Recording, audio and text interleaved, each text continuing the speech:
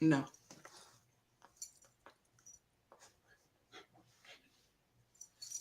Oh, me and my yeah.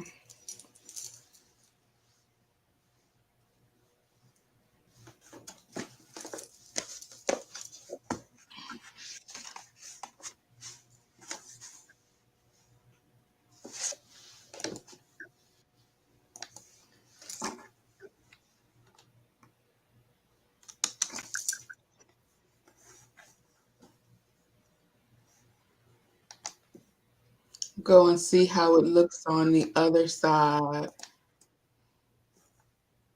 Oh yes, let me see how this is.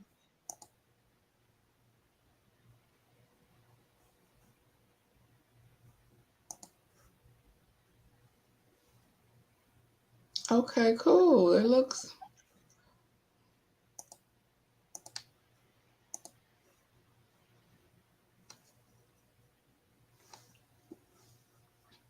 all right. Hopefully somebody come on.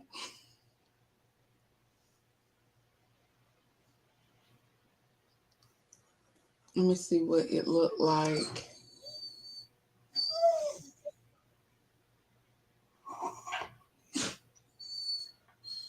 over.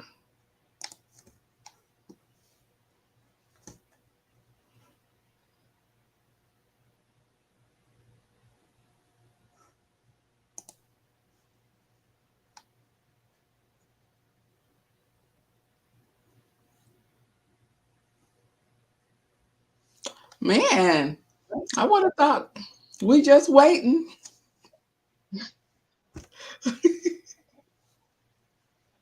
I'm like, nobody. Hey, Oh, Stephanie. Stephanie says, I'm late. I mean, Hey, thank you for girl. joining. Yes, thank you for joining us. She says, I'm late. Girl, I figured um 7 o'clock will probably be time most people getting home or have gotten home, and it's Thursday. So how are you doing today? And how is your husband doing? You like last week? I like last week too. It was really good. Did you purchase the book? I think my perspective of the book so far, um I'm looking as a married woman, and so of course, um, Melissa is looking in the eyes of someone who is looking to get married. So as I'm reading the book, my thoughts are probably different from hers. So I think it's going to be really interesting looking at like a married Gen X. And I keep want to call her a millennial, but I know you're not because all of the young people are millennials to me. You're Gen I'm Y. a millennial at heart. I'm gonna put it that way. I'm definitely a millennial Okay. at heart. Yes. Yes. But let the internet say it. I'm Gen Z. You're Gen Z. Yes, you're Gen Z. How was your week today, Stephanie? I'm great. He is so much better. I have it. Um, it's packed up. Still looking for it. Oh, you have it already. Oh, so it's packed up. That's right, because you just recently moved, girl. That part alone, trying to find things. And it doesn't matter how much you think you have like labeled boxes and done all of that. You still can't just like go to things. So I totally understand that. So let's Question: am see. I supposed to see the comments here, or do I have to go to YouTube to see that? You have to go to YouTube, but I will. Let me see. If I click here, you'll see. Okay, cool. Yes. She says unpacking is evil. Yes, it is. Yes. Yes, it is. Whenever That's I the pack, I do it in sections. That way, when I get to where I gotta go, I put it where it needs to be. That way, I yeah. can just.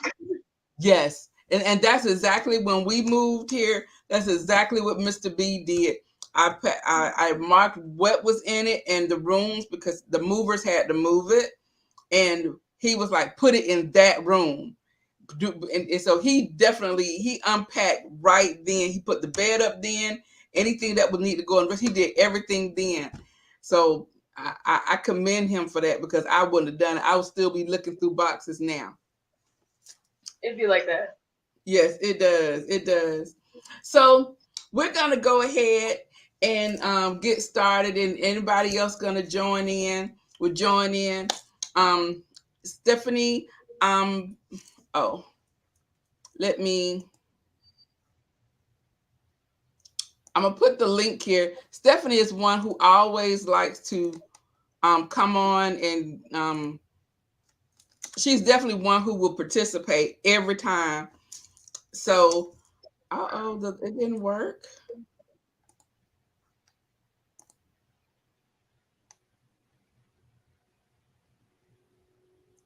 What's happening? What's gonna happen? Um, I was trying to add the link. Copy, paste, enter.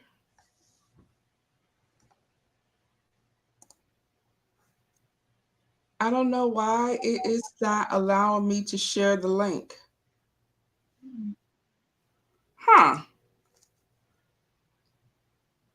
So Stephanie, um, the link is actually on my command. For some reason, I can't. It won't populate in the chat. I don't know why right now. But if you would like to come on or whatever. So okay, Millie, let's go ahead and get started. Okay. What we're gonna do. So go ahead. All right. So in the PDF, I just kind of wrote down some questions as they came to mind as I was reading the book. So chapter 1 is Does This Sound Like You? Oh wait, first let's do the introductions. Oh yes, duh, duh. I was like, just jump into it. Okay. So yes. So first, I this is my co-host for the book club, and this is Melissa Ingrid Lawrence. And Melissa, tell everyone about yourself. Thank you so much to the wonderful host, Miss Wani of Wani's House. So my name is Melissa Ingrid Lawrence. I am 26 years old, and I started my YouTube channel last week. I approached Miss Wani at the beginning of February about this book called Getting to I Do. And I thought that it would be a really great way to kick off my YouTube channel as well as collaborate with her, considering that we're both doing lifestyle channels. And so the purpose of the YouTube channel that I started is to document my journey to freedom. I'm looking to be free mentally, emotionally, spiritually, physically, and financially. And so, as part of that channel, I'm going to be documenting my process as I do it. And hello, Regina. And so, as a result, the coolest thing is I'll be sharing the resources and just different things that I learned as well as my experiences. And hopefully, we can journey to freedom together. Yeah, just wanting. All right. Well, listen, Millie has a lot to say. It's fascinating listening to her and her thoughts um, and how she views things. And so, you guys know me. I'm Wani of Wani's House. I have a lifestyle. My channel's a lifestyle channel. I do everything, from hey, Auntie Betty. That's my auntie. Now my auntie's on here. Last Hey, week Melissa's aunt. This week we have mine. Hi, Stacy. hi, Hi, Auntie Regina. Stacy. So, yeah. So my channel's a lifestyle channel. We do decorating, cooking. We just show life. I don't put on any airs. How whatever Wani's doing, that's what Wani's doing, and I don't do anything just for the channel. And I just like sharing my life and my experiences with you guys. And I like doing things like this. I have over the last probably a couple of months. I used to do it a lot, but now that I'm finding myself needing more of an outlet, I have begun reading more, reading different types of books. And so, especially books that are dealing with like self-care, how we think, how we feel, how to, navigate through all of those. I'm really into those types of books right now. Any type of way that we can enlighten ourselves and enlighten one another. So we are so once again, I want to thank my beautiful young millennial at heart, Melissa, for joining me. And like I said, it's funny when your daughter's friends think you're cool, and they really kind of relish like your thoughts and your opinions and things like that. So when she asked me this, first, y'all know I thought it was funny, but 'cause I'm a girl. She was like, I'm already married. What do you mean get into what I do? Yes, because I'm like, I'm already married. So, but I said, but you know what? I thought it would be great from a married woman's perspective and how I see things today. And we're like two different generations. We're three generations apart. So a lot of things have changed from the way it was with me and when I was dating and things like that, and the way that they are dating now. Okay, so we're going to go ahead. So now we've done all of that. So Millie, you can go ahead with our questions. So first, hopefully everybody got a chance to buy the book. If you didn't, there's a link to it in the PDF that Miss Wani posted on her community page. Also, if you want me to send it to you directly, what you could do is put your email. You can, how about this? I'll put my email in the chat. That way I'm not exposing everybody. So I'll put my email in the chat, and then that way you can email me, and then I'll make sure to send it out. Because we got a lot of really good stuff in there, and the links are I did all the work for you. All you have to do is just have to click. That's and so I guess the first thing to go over would be the schedule in here for when we're planning to meet and talk about the book club. So it'll be happening 7 p.m. every Thursday, and the last Thursday that it'll be happening will be April 20th. So yeah, so the book Getting to I Do by Dr. Patricia Allen. And then now we're gonna get into the questions for hopefully everybody's got a chance to read chapters 1 through 3. Yes. I don't know why I feel like I'm doing like what do you call those things during when you're in college and you have to go to discussions? Like I'm a teacher. Yes. Hopefully everybody read the material. Okay, we're in lecture now. So the first chapter of the book is entitled Does This Sound Like You? And the cool thing about it is that the author kind of paints a picture of two different types of women. One being the more feminine woman, and the other one being like a more masculine type of woman. She doesn't judge if you decide to be either or, but she just kind of lets you know what you're in store for depending on what realm you decide to be in or which type of role you decide to operate within. So the first thing is, the author states that with the rise of the 1970s feminist movement, women were ashamed of being satisfied with the quote-unquote traditional female role. The first question is, what do you think about what she said? Okay. So I personally, how did I feel about that? Me personally, when it came to like the male and female role. Okay, so growing up, yes, I may have seen like men in so-called quote unquote male roles and female doing supposedly female roles, but I've also seen the same man doing things that were female roles and vice versa. So I'm not sure about how if I thought that people were ashamed, but looking at like some of the things that I have seen like on television and things like that, there definitely were like defined gender roles. And probably back then, it was you supposed to be like a man's man. So how that can kind of translate into now, I just think like now all the roles are reversed and people kind of go back and forth based off of the situation and the circumstances.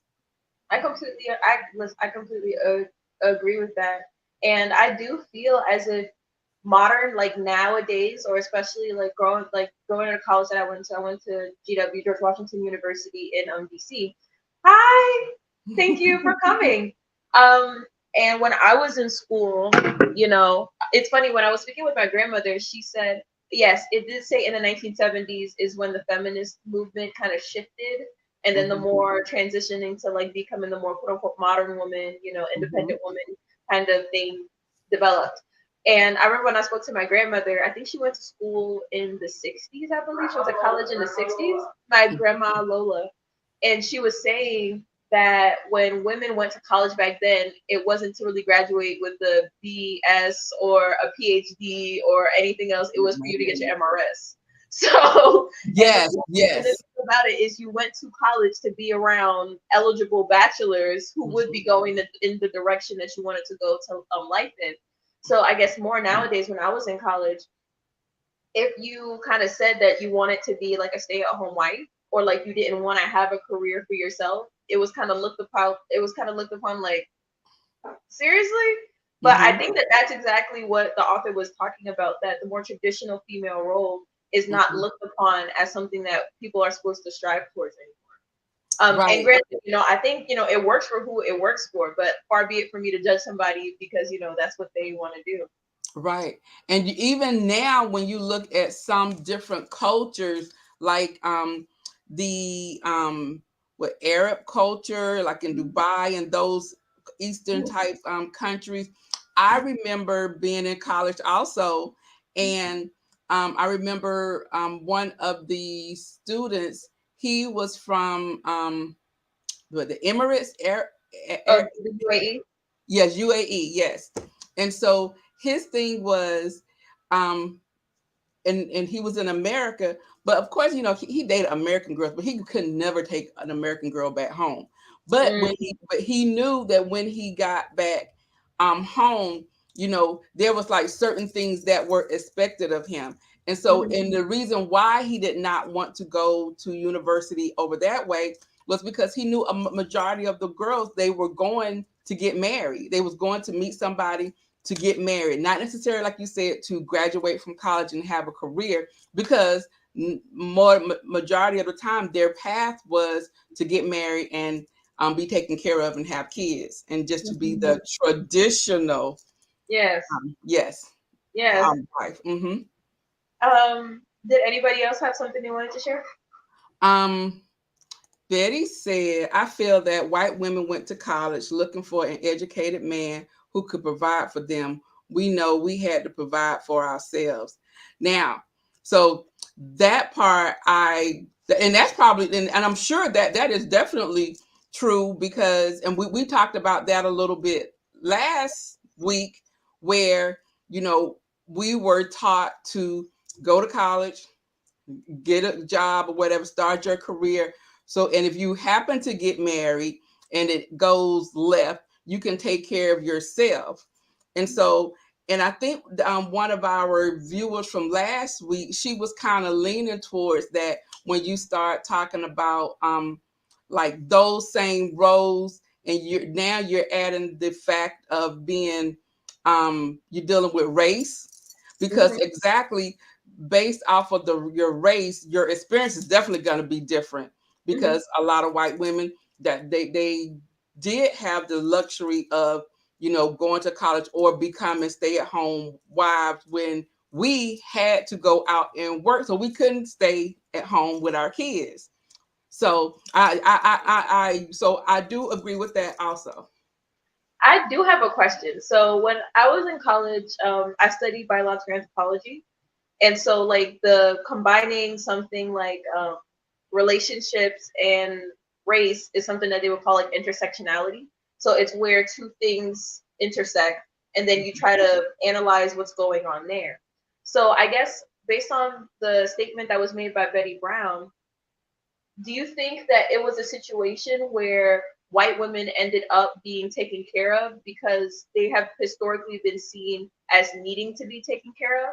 Whereas black women have always been portrayed as strong. I'm a strong black woman, which to a certain extent translates to I don't need anybody to stand up and protect me.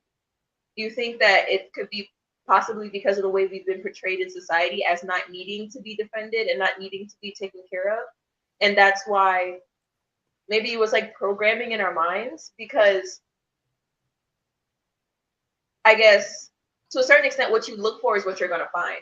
So for a lot of those white women who were in college that, you know, Miss Betty Brown is referring to, they were looking for a husband. So they were able to filter out husband material. Whereas for a lot of black women, what we were taught was don't depend on a man, go to college, get your education, provide for yourself, do your own.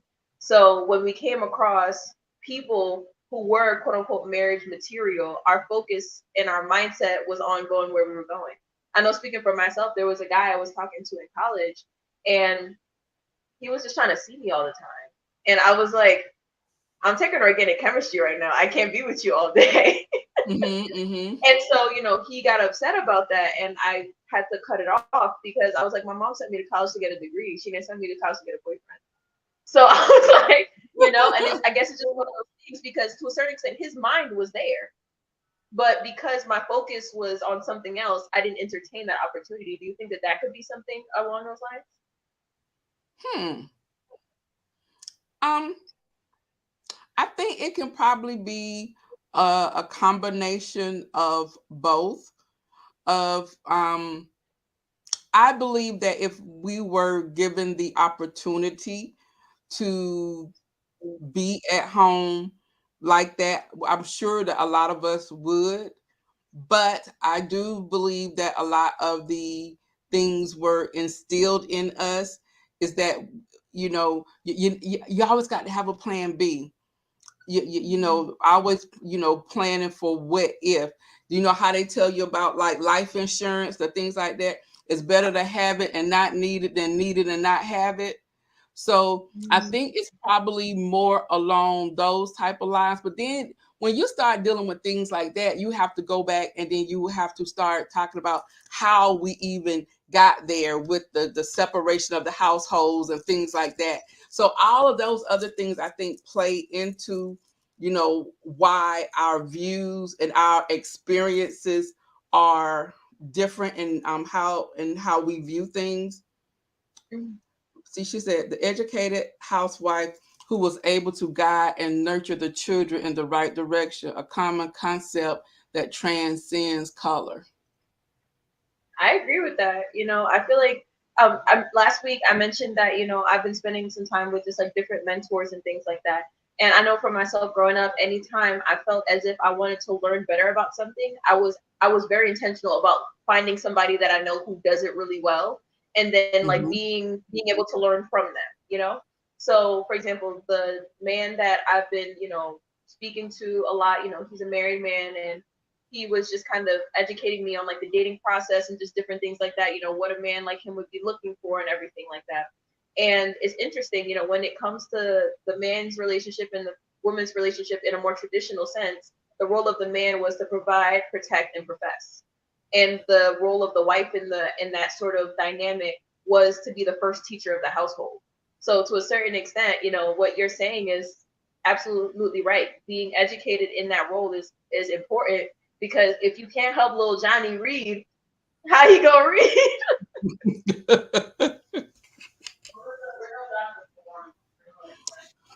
Betty Yes. Brown says no, they were going to be taken care of. Be care. They were going to be taken care of. Be their daddies if they didn't get married. Most of us did not have parents that could support us financially.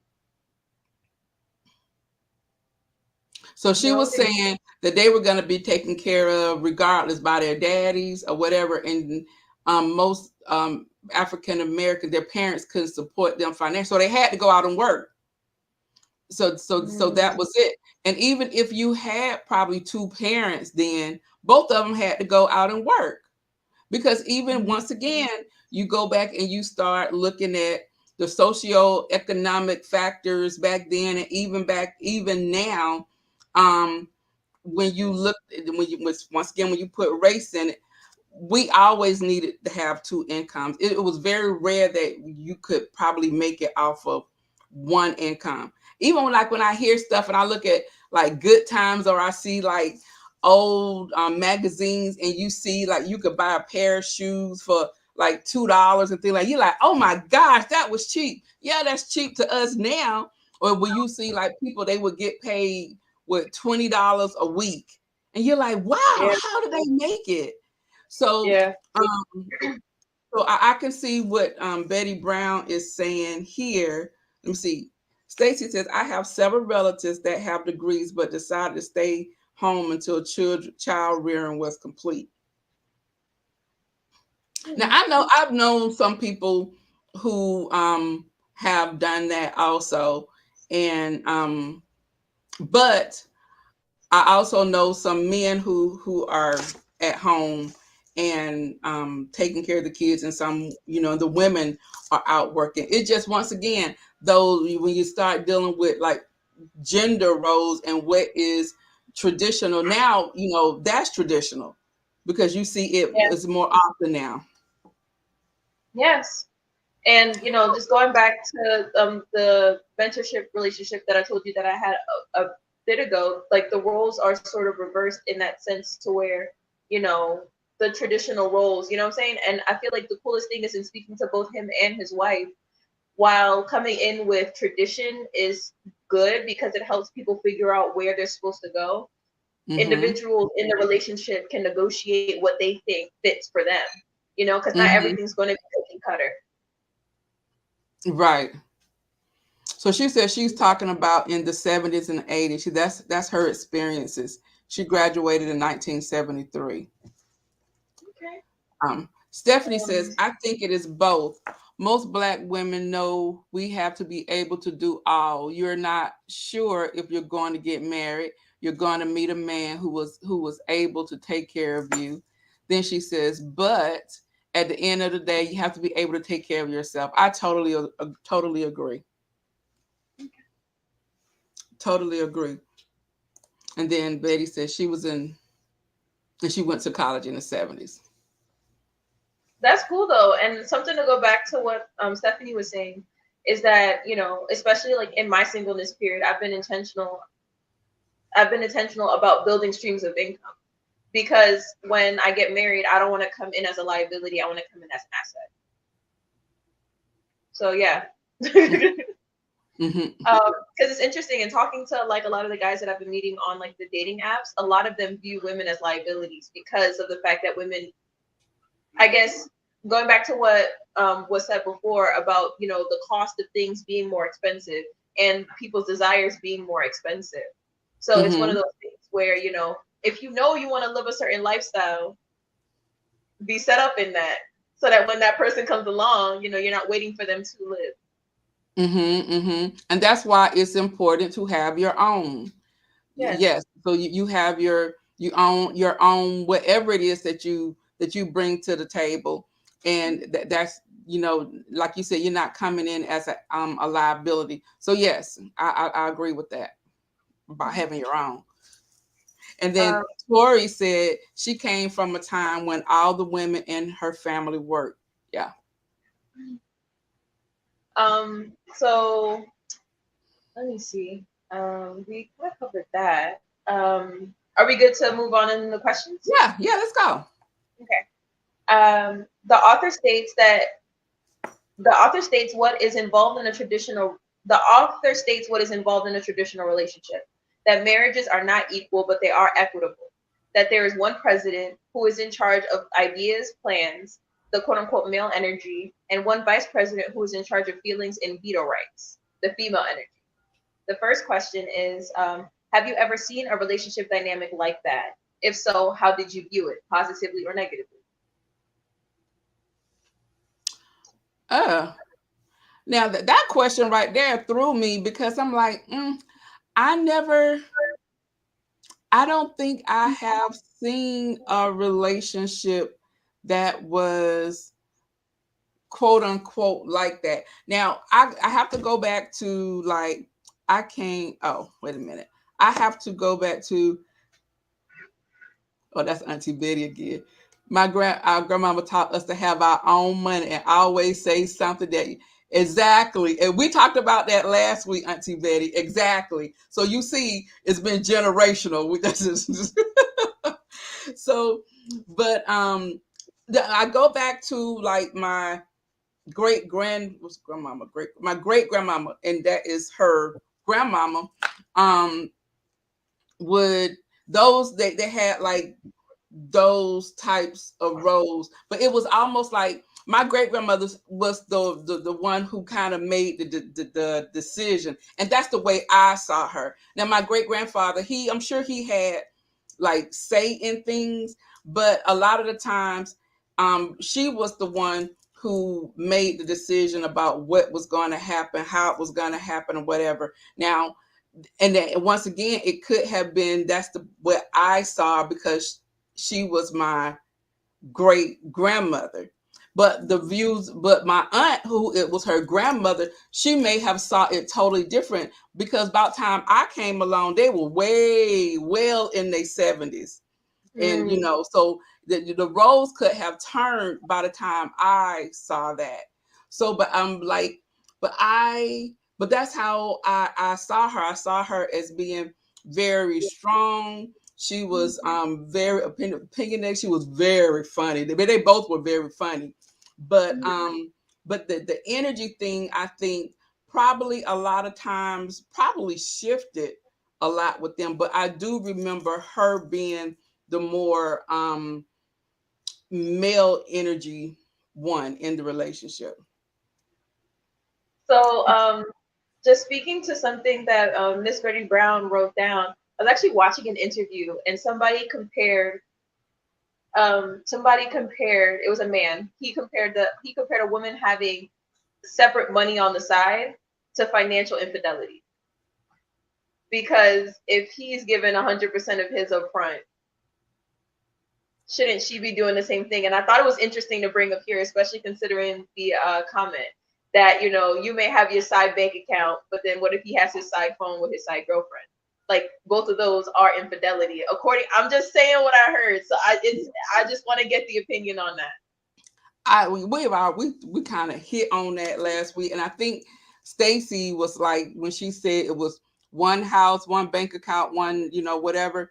Like I said, I was brought up on you always have your money on the side. You never know what is going to happen, and I've known so many women who have been in relationships and marriages and ended up with nothing, and he took everything. She had nothing to start over with, just had nothing and was devastated. And I think it's because of experiences like that we are taught those types of things. And yes, but you can still have your account with your mate or whatever. But you do need I believe, and I tell China the same thing. You need to have your money on the side. Something happened, you're prepared. You're not left out there to try to fend for yourself and begging for somebody to do something for you. There's a influencer on YouTube right now who was married, and her husband decided that he didn't want to be with her anymore. More be with her anymore. He went back to where he was from and left her and the kids out there. She has been homeless ever since. She has been going from place to place, from relative to relative, trying to find help from state to state. Not saying that if she would not have ran through all of her money trying to get her footing back, but she started off in the negative. She started off begging and pleading. If you have something to a nest egg just in case something happened, not to say that it is going to happen, but we at the end of the day, we can't control nobody but us.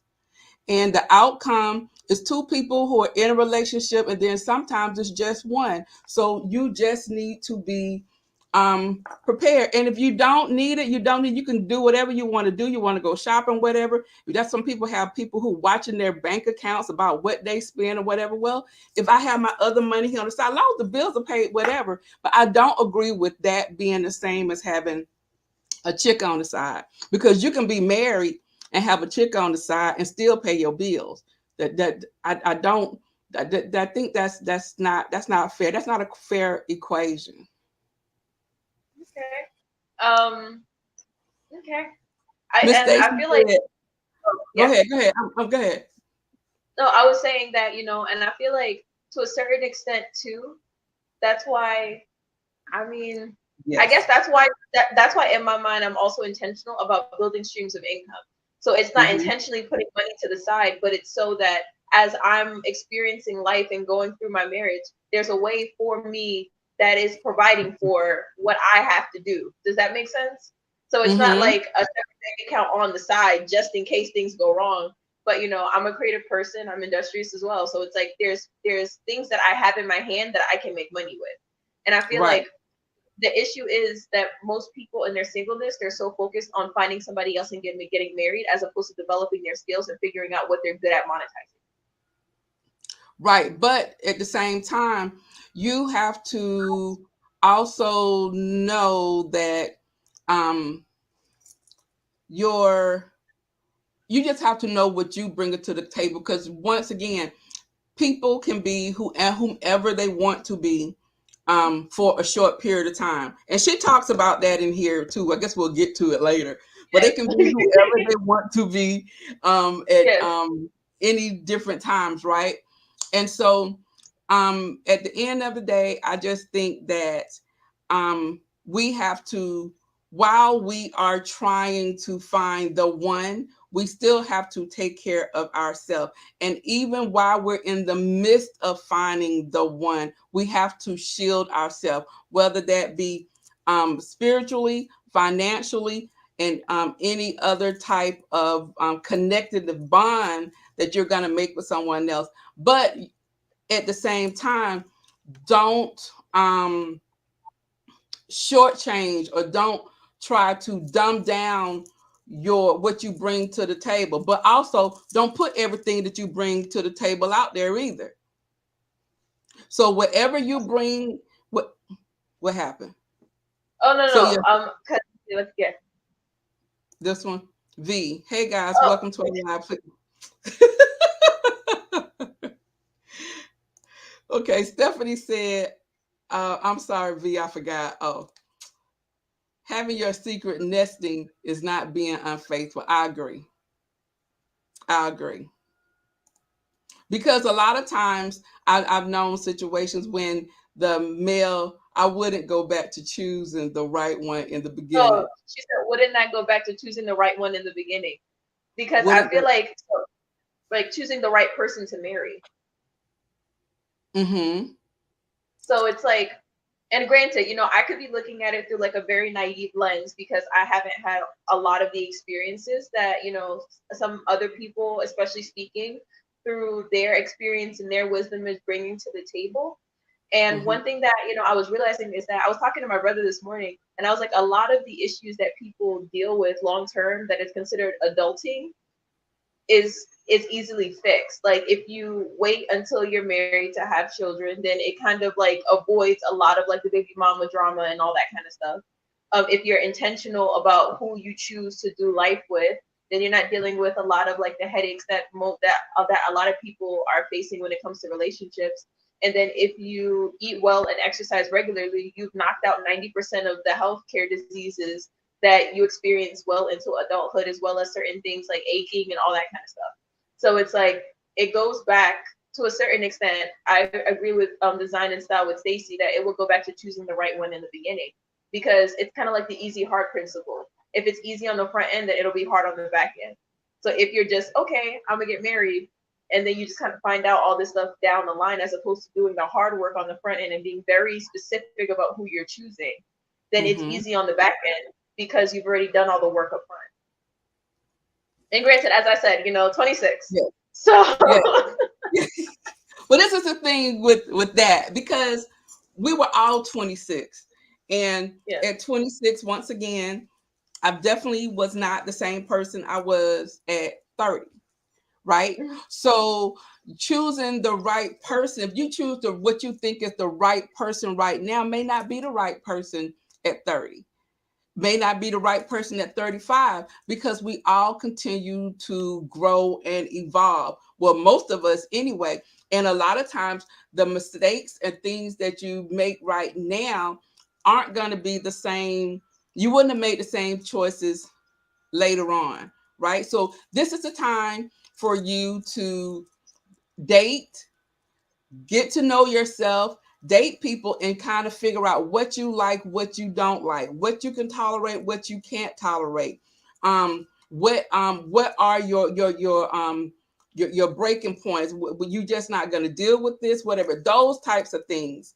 And then once you kind of know that, then you can start thinking about um if so this is the type of person that I want. He's good on paper, because everybody can be beautiful on paper and they're perfect for the first 3 months. But month number 4 and a minute, things begin to change. Exactly. She talks about Exactly. that in the book. She said the honeymoon phase.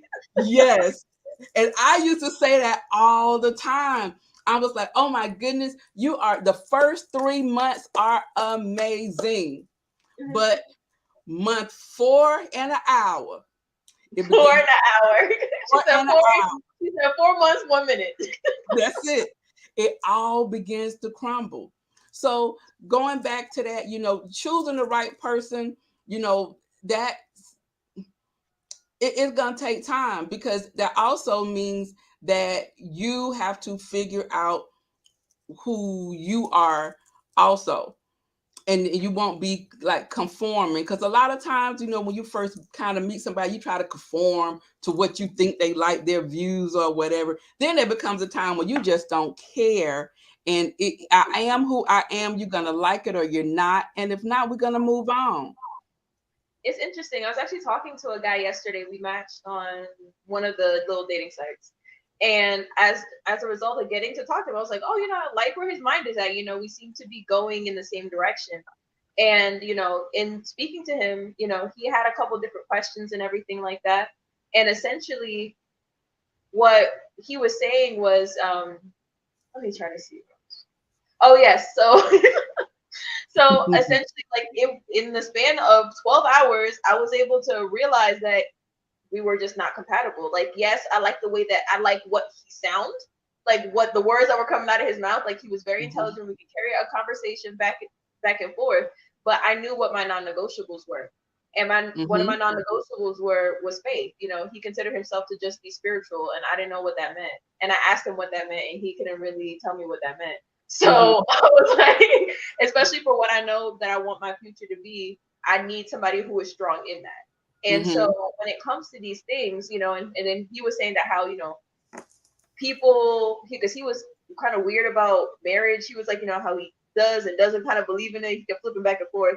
And I was just like, okay, well, we're just not compatible. And I was, when I was talking to him, I was saying that the reason why people can be together for 5 years and then they get married and then they get divorced quickly after that, when they could have, and then he was like, some people just work better as boyfriend and girlfriends, and then getting past that, it doesn't work. And I was saying that that's because people don't have a vision when they get into it. They don't know what they desire and they don't know what they expect of another person. So if you don't understand those two things, you don't be surprised when it all falls apart. Like, for example, in the book of Proverbs, it says, where there is no vision, the people perish. So if Mhm. you don't know where you're going, it's going to be hard to know who you can take with you. Mhm. So it's like, and then going back to what you were saying about people wanting to be like, people wanting another person to like them so they conform. I feel like the Mhm. issue with that is people are more concerned with being liked than they are with being known. Because until Mhm. you really get to know yourself and sit down and spend time with yourself, all you're going to see is yourself in other people until you Mhm. learn how to see past that. Because people will, it was wild. It took me less than 8 hours to suss that out in conversation. Like I could have dragged that on for a month, you know what I'm saying? And then Mhm. more time is invested. I think he's cute. I'm gonna just keep talking to him and see if I can change his mind. No, he told me who he was. So just like Maya Angelou said, I believed him.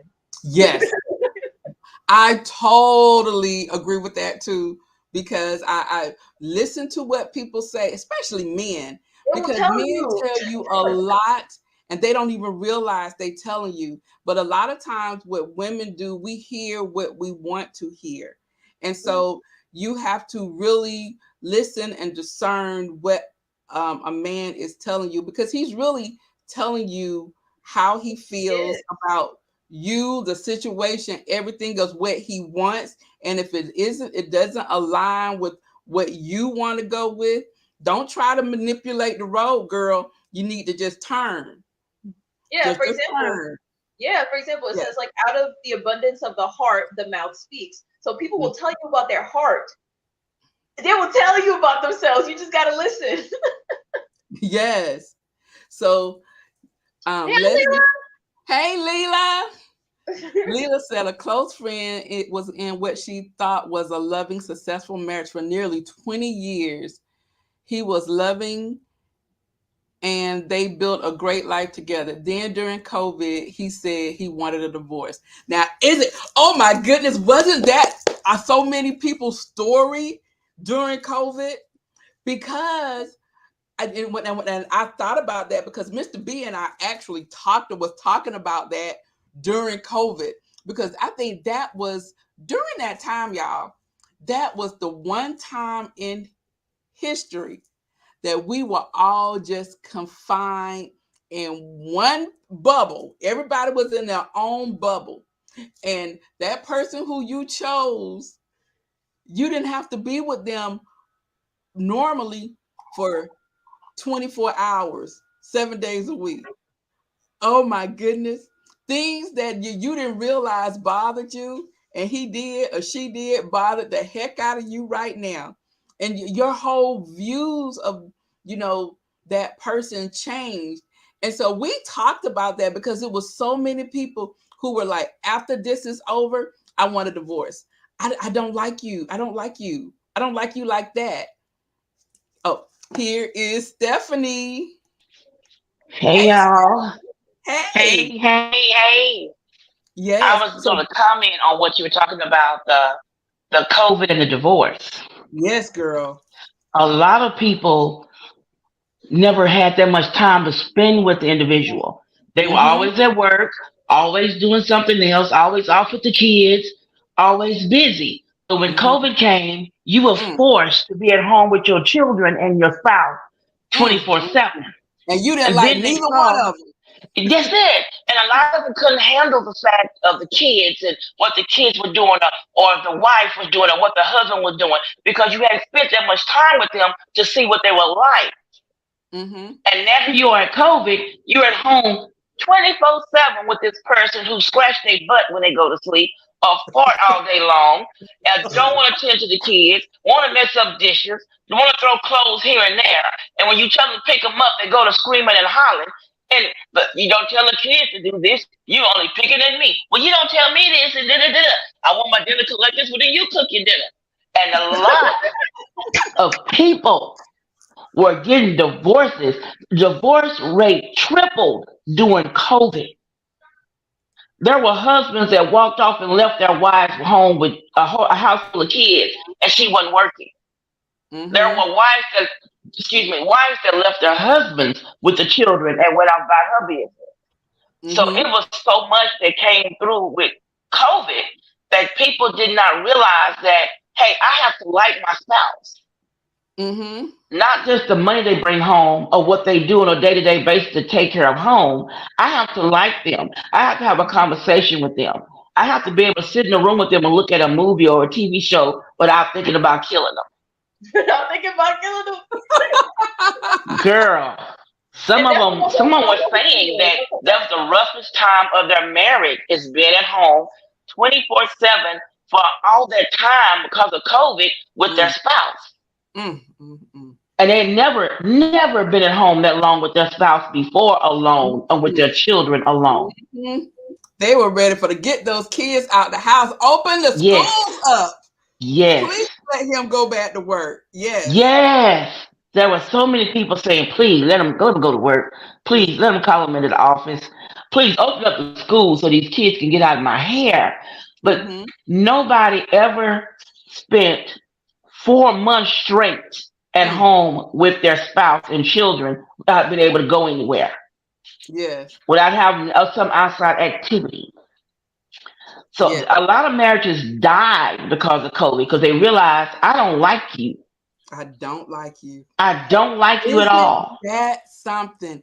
Isn't that something? You can like um uh, Lisa Leela. Leela said 20 years you have invested in Yes, I a person, saw that. and it took COVID and a couple of months, and you was like, Yes. I'm done. I'm done. The COVID All had divorce rates and yeah. more spousal abuse during Mm, COVID than ever. mm. But And when I you was think just about that, shocked. you think about that. What about all the other, because in marriages there are like leaps and valleys. It goes up and Right, down like this. It's never right. like straight. And so, what about all the other like issues or whatever happened that they conquered? And it was COVID. They couldn't make it Yes, through that. It was they couldn't make it through COVID. COVID Couldn't because make they it through. didn't like each other. You Yes. can I live with agree. somebody and not like them, and but you don't see them all the time. You may see them 3, 4 hours a day because they get up in the morning at 6, get And ready you to go to don't. work. They're gone to work. They're gone all day. They don't get back home till about 5 or 6 in the evening. You're there with the kids. You help the kids their homework. You have dinner. You put the kids to bed. Oh, now I'm sleepy. I'm going to bed.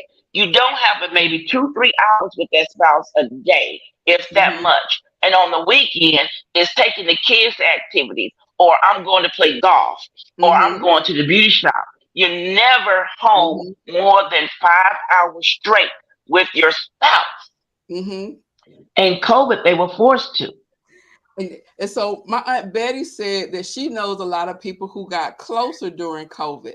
And Yes, I kind of think that was Mr. B and I, because yes. one, he was sick of me. He was sick of me because every time he went out the house, I made him take off his clothes. He had to take a shower. He was the cleanest man in Atlanta. He had to take a shower.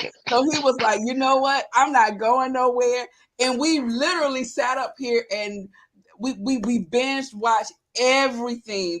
We just Yes, watched TV and talked about like social issues, and of right. course we was in front of the TV watching CNN, and we discussed that, and some things Mm-hmm. we had heated arguments about based off of what was on TV or whatever. Right, And then other times, we sat there and laughed. So it showed me, how, like you said, we grew. And right, right. was never a time where I just looked at him and was like, "Oh my God, I can't stand you." No. Now there Yes, are times that I don't like him. I told y'all that. There's yes. times that I I can don't like admit him. that. There are Don't times like I him. don't like him, Don't like him. but But but I Something I have little wanted to things. more add though. likes than I don't like. Exactly. Exactly. Something I wanted to add though is, going back to what Miss Betty Brown was saying. Hello, thank you for joining. Was, people getting closer during COVID. Actually, it was over COVID that my siblings and I decided to start a business together. So I feel Hmm. like going back to the comment just before Miss Betty Brown's, which was that COVID, that being in confined spaces, small spaces, contain Mm-hmm. uh, changes a person. I don't think it changes them. I think it reveals them It because Yes, what revealed them. Yes. yes. because I what agree. because what was spoken about before is that people only got to spend what like 3-4 hours a day together. Yes, Hmm. So yes. people got good at being able to hide themselves, and they got a chance to present their Escape. representative selves, who they want you Right, to think they are. Hmm. So, and then I feel like, another really cool thing that, so like something that was talked about in this book is that there is a preparation phase that's necessary before you get married. So it's one of those Mm-hmm. things where, when people want to go and become a real estate agent, they want to become a lawyer, they want to become a doctor, they want to do anything else, they make sure that they go and get preparatory courses to be able to fill that role and position. And Right. when like some of the more really, really crucial, important things in our society, like child rearing or, healing oneself or marriage, we think that we can just kind of hop in there and just kind of wing it. And, we're already equipped to be able to handle this. So it's one of those things No, we where it's went to like, counseling. that's great. That's We great. did premarital counseling first, Hmm. That's and great. then we went on. But me and him also sat down and talked about what we both were looking for in a marriage, And what what we marriage expected meant from to the other you. person. Right. Hmm. It wasn't Hmm. that I was going to be at home and be a maid and he would be the king. It wasn't that. It was No. that we worked together. Hmm. And most people don't go to counseling. They just jump into it, like you said, Melissa, and they have no expectations. They just say, "Okay, this is what I think is going to be," and they haven't talked it over with each other. Mm-hmm. Exactly. Exactly. And I do believe that yes, a lot of people do, like you had said, don't go to counseling, and but and a lot of people, they try to read books and whatever, but Right. that part right there, that can it can give you some insight of Mm-hmm. like relationships, but you won't know about how your relationship, your marriage is going to be until you're in it. But there are Right. always red flags. There are things Mm-hmm. that happen prior to then, and Right. it's up to you to pay attention to those things. So yeah, Yes. Mm-hmm. there's Because always it's a red interesting. flag. Because it's Yes, interesting, and a lot of ma'am. the stuff that I've been watching and just different resources that I've been pulling from, they were saying that usually what the thing is that the quote unquote irreconcilable differences is kind of the catch-all phrase whenever people want to get divorced and they don't want to put Yes. exactly why. But those things Mm-hmm. Right. that lead to the divorce were things that were seen earlier on in the relationship that it's like, he's so cute, that don't matter. You know? Right. That wears Right. And off. Like now he it never does. picks up his clothes. He puts his dirty clothes on the floor next by the side of the bed. Don't pick them up. He pulls Mm-hmm. off his clothes as he come in the door and leaves a trail. You know that stuff. They say, "Oh, he'll change as we get married." Oh, he don't like. Oh, this is the one that got me. A friend of mine told me, and I looked at her really crazy. He told her that he felt he didn't have to pay the bills because his name wasn't on them. Ooh. Yeah, because she had a were they house. living together? She had car, and he moved out of an apartment and moved in with her when they got married. So everything in the house was in her name. So he said he felt he not contribute to paying the mortgage or the insurance on the house or the utilities or even buying groceries because his name was not on anything in this house. Mm. But you know what? Interestingly enough, some of the earlier comments was about having the real conversations and asking those questions. So, like, Right. interesting But she enough, didn't. the 7 F's that like my channel is based off of, which is faith, family, finances, friends, future, fashion, and fun.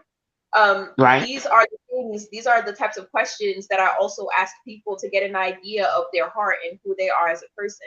So it's like, do we see ourselves the same way financially going forward? Yes, we both might see ourselves being well off and being able to have financial freedom, but how do you like to spend your money? Are you conservative to the point where, like, every time you leave the room, the lights have to be turned off immediately, or, you're going to be in a problem, or, I gotta write down the list of everything that's in the grocery so I know what I want to eat. Because if I open up the fridge for too long, that is a problem. You know what I'm saying? So you have to understand how Mm-hmm. people operate when it comes to those Yeah. things by asking those questions.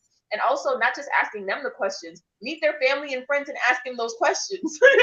Because they don't want to Exactly. tell you what And they Yes. want to say I because they told want to get her the problem was I told her the problem was she didn't ask enough questions and she didn't listen enough because about 6 months into their marriage, his sister kept saying, "I told you he not gonna pay no bills. He gonna spend his money on him," and he Mm. would go on weekend trips and leave her at home, Mm. and and wouldn't say she would come home on Friday and he's gone. She won't see him until Sunday night, not knowing where he is. He wouldn't answer his phone.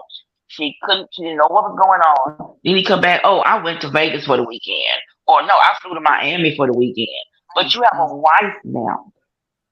And he Mm. said, well, if you want to go on trips, you go to work every day. But yet, he didn't contribute to groceries. He didn't contribute to nothing being paid at the house.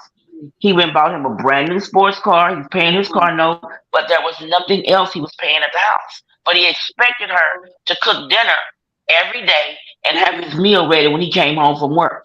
But Mm. yet, you're not contributing to the food, the anything she was using to cook that food. oh He goodness. be hungry. Mm-hmm. Girl, He'll be hungry she for a lot of divorced him. Yes, good. The way she got the divorce was she had him. He signed some papers, not knowing there was a prenup, because he was saying if they got divorced, he was gonna take the house and get this and take that. And this is all stuff she had before meeting him. So Wow. she did file for divorce, he did try to take the house, Mm. but he had signed some papers that he thought was life insurance, and it was a prenup that he would not get anything. It That was if life he left the insurance. marriage, It was exactly, good for It her was life. for life insurance. Yes, it exactly. ended up it ended up with him paying her attorney and his attorney and not getting anything from her. Mm. Mm. Oh. Good. Good. Stacy So right here said, um, the seed to separate was planted before COVID. Yes, some did Hmm. become closer. My hubby and I did. We relearned things about each other that we had forgotten about, which drew us closer. Exactly. That's true. That is so true. That is so um true. I cooked a cake, and I had forgot how he likes cakes, so I was cooking cakes from scratch, and he was just gobbling them up. Mhm. I had forgot about all that kind of stuff, that he likes sweets like that. Right, right. Okay, Mill, you gonna go to the next question? Okay. yeah. In your past relationships, have you usually taken on the more masculine or feminine energy in the relationship? And truthfully, is that the way that you wanted it? So going back to what they were saying before, that there's one president who is in charge of ideas and plans, the male energy, and one vice president who's in charge of feelings and has veto rights, the feminine energy. So in your past relationships, have you usually taken on the more masculine or feminine energy in the relationship? And truthfully, is that the way you wanted it? Um, Yes, I did, but no, that's not how I wanted it, Yes, you and did. that's You why took we're on not together now. the feminine energy.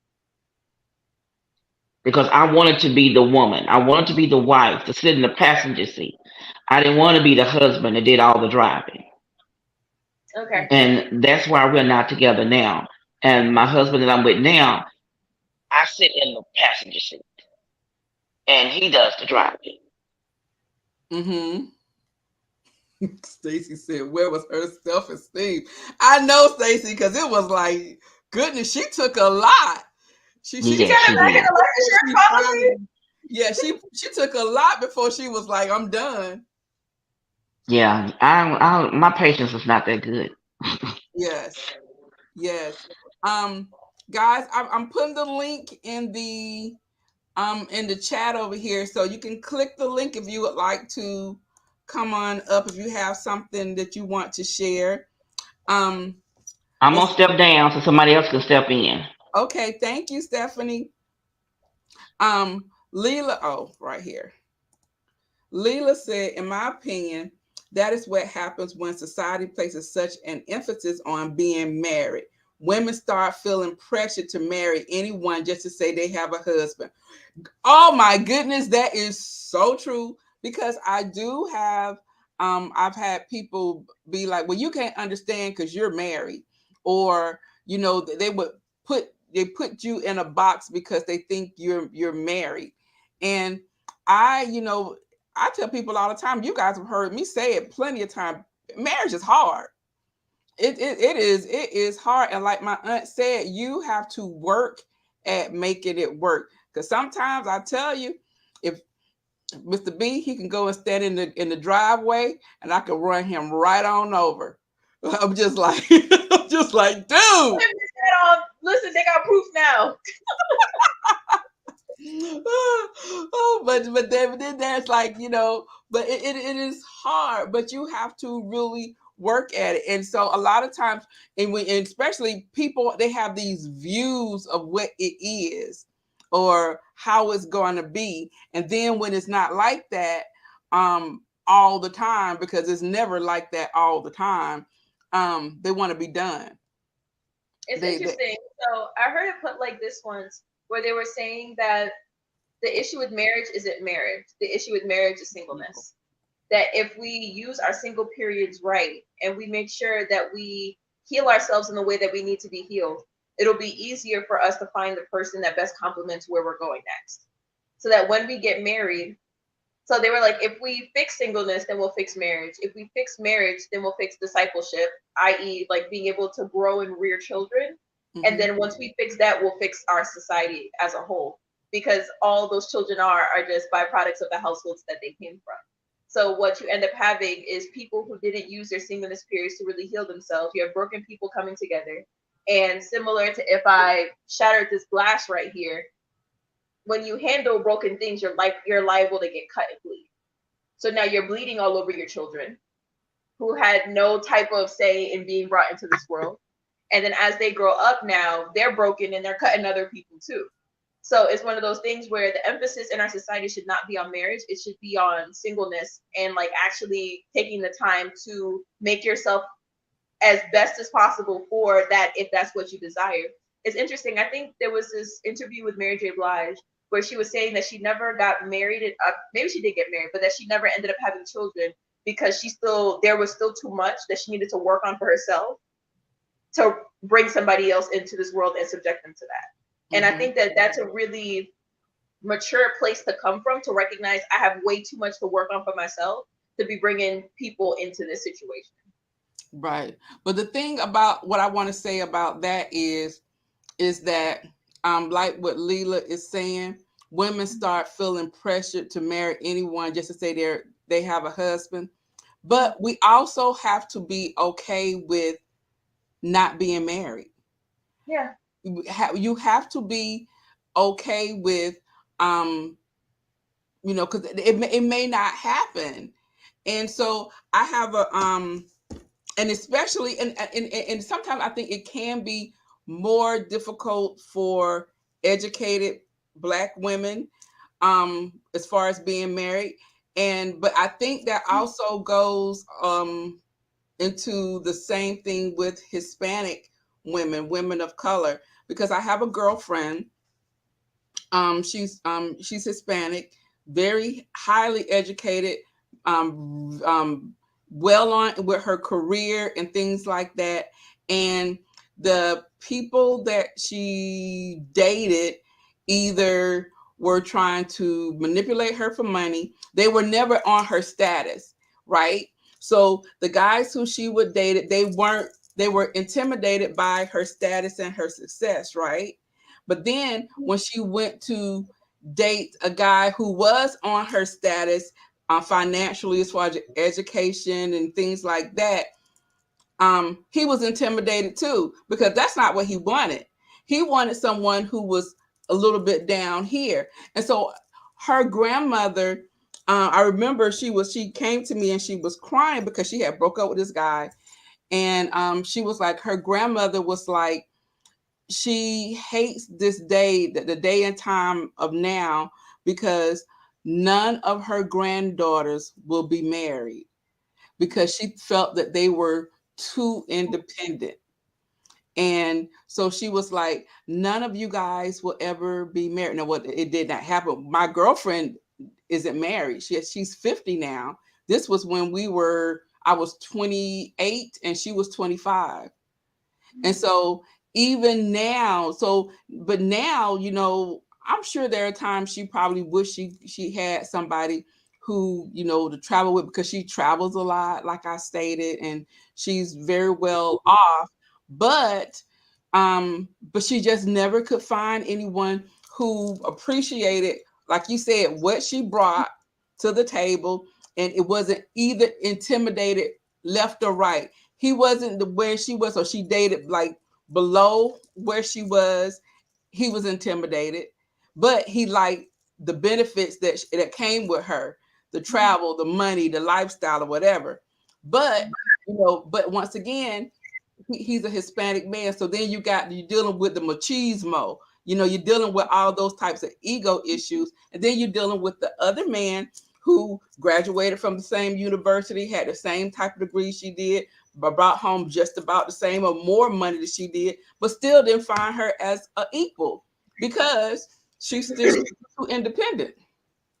So something to add, the mentor that I was talking about, him and his wife, I've spent time just getting to understand their relationship dynamic. And technically in that situation, I guess what he pointed out that was a difference maker between a lot of the women that he knew, because they both graduated, both have PhDs, both all of this, both all of that, right? And what he was saying is that although in their department she technically has a senior position as compared to where he is, she doesn't bring that energy home. And this is in no way me trying to, blame your friend or anything like that, but I feel like what the book talks about as well is that in a relationship, I guess sort of speaking on what you were saying about the men who graduated from the same schools as her, this and this and that, what they wanted was a woman who you said was like here, who like didn't challenge them, who didn't do all this kind of stuff. Because I mean, according to the book as well, they said as women get up there in education, they're like, I'm just as competent as you. Why can't I make these decisions? But from what the book is saying, a man who is in that masculine energy, he's not going to want to fight all day being out and then come back home and then have to compete with you over who's going to run things. So I guess it's one of those things. And one of the things that that mentor did say is that, his wife doesn't bring that home. She doesn't bring that sort of, I have to run thing energy home. And I've actually been able to observe them interacting again. This is one couple, so this isn't everybody, but, in watching the way that they, in their dynamic and the way that they move, I've actually seen her separately and seen her with him. And those are two completely different things, So, I mean, on a whole, I guess in that sense, if she's ever tried dating, I guess what this book would call a more feminine man, a man who does want his woman to take charge if that's what she wants.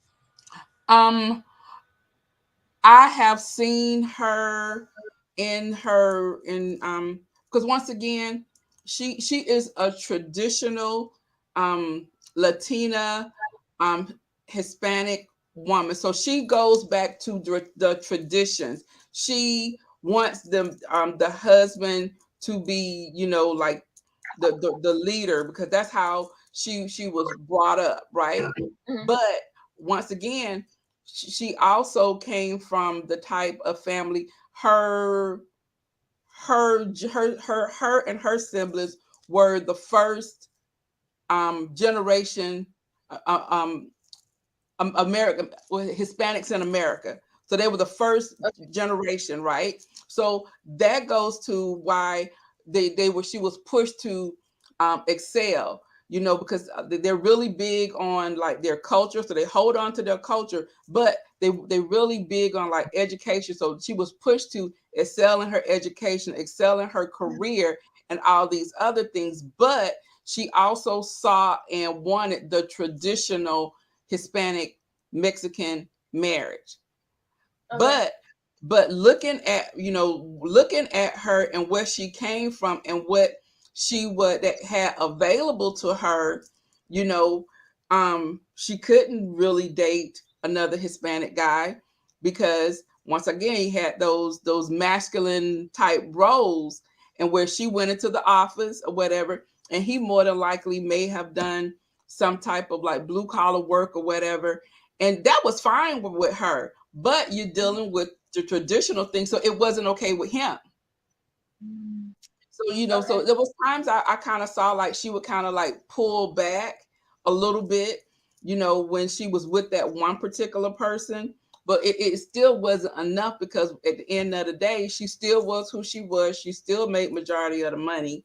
And so those types of things were the things that kind of messed up that relationship. The other relationship, yeah, he just did not see her as like needing him. I believe that's what it came, because she didn't need him.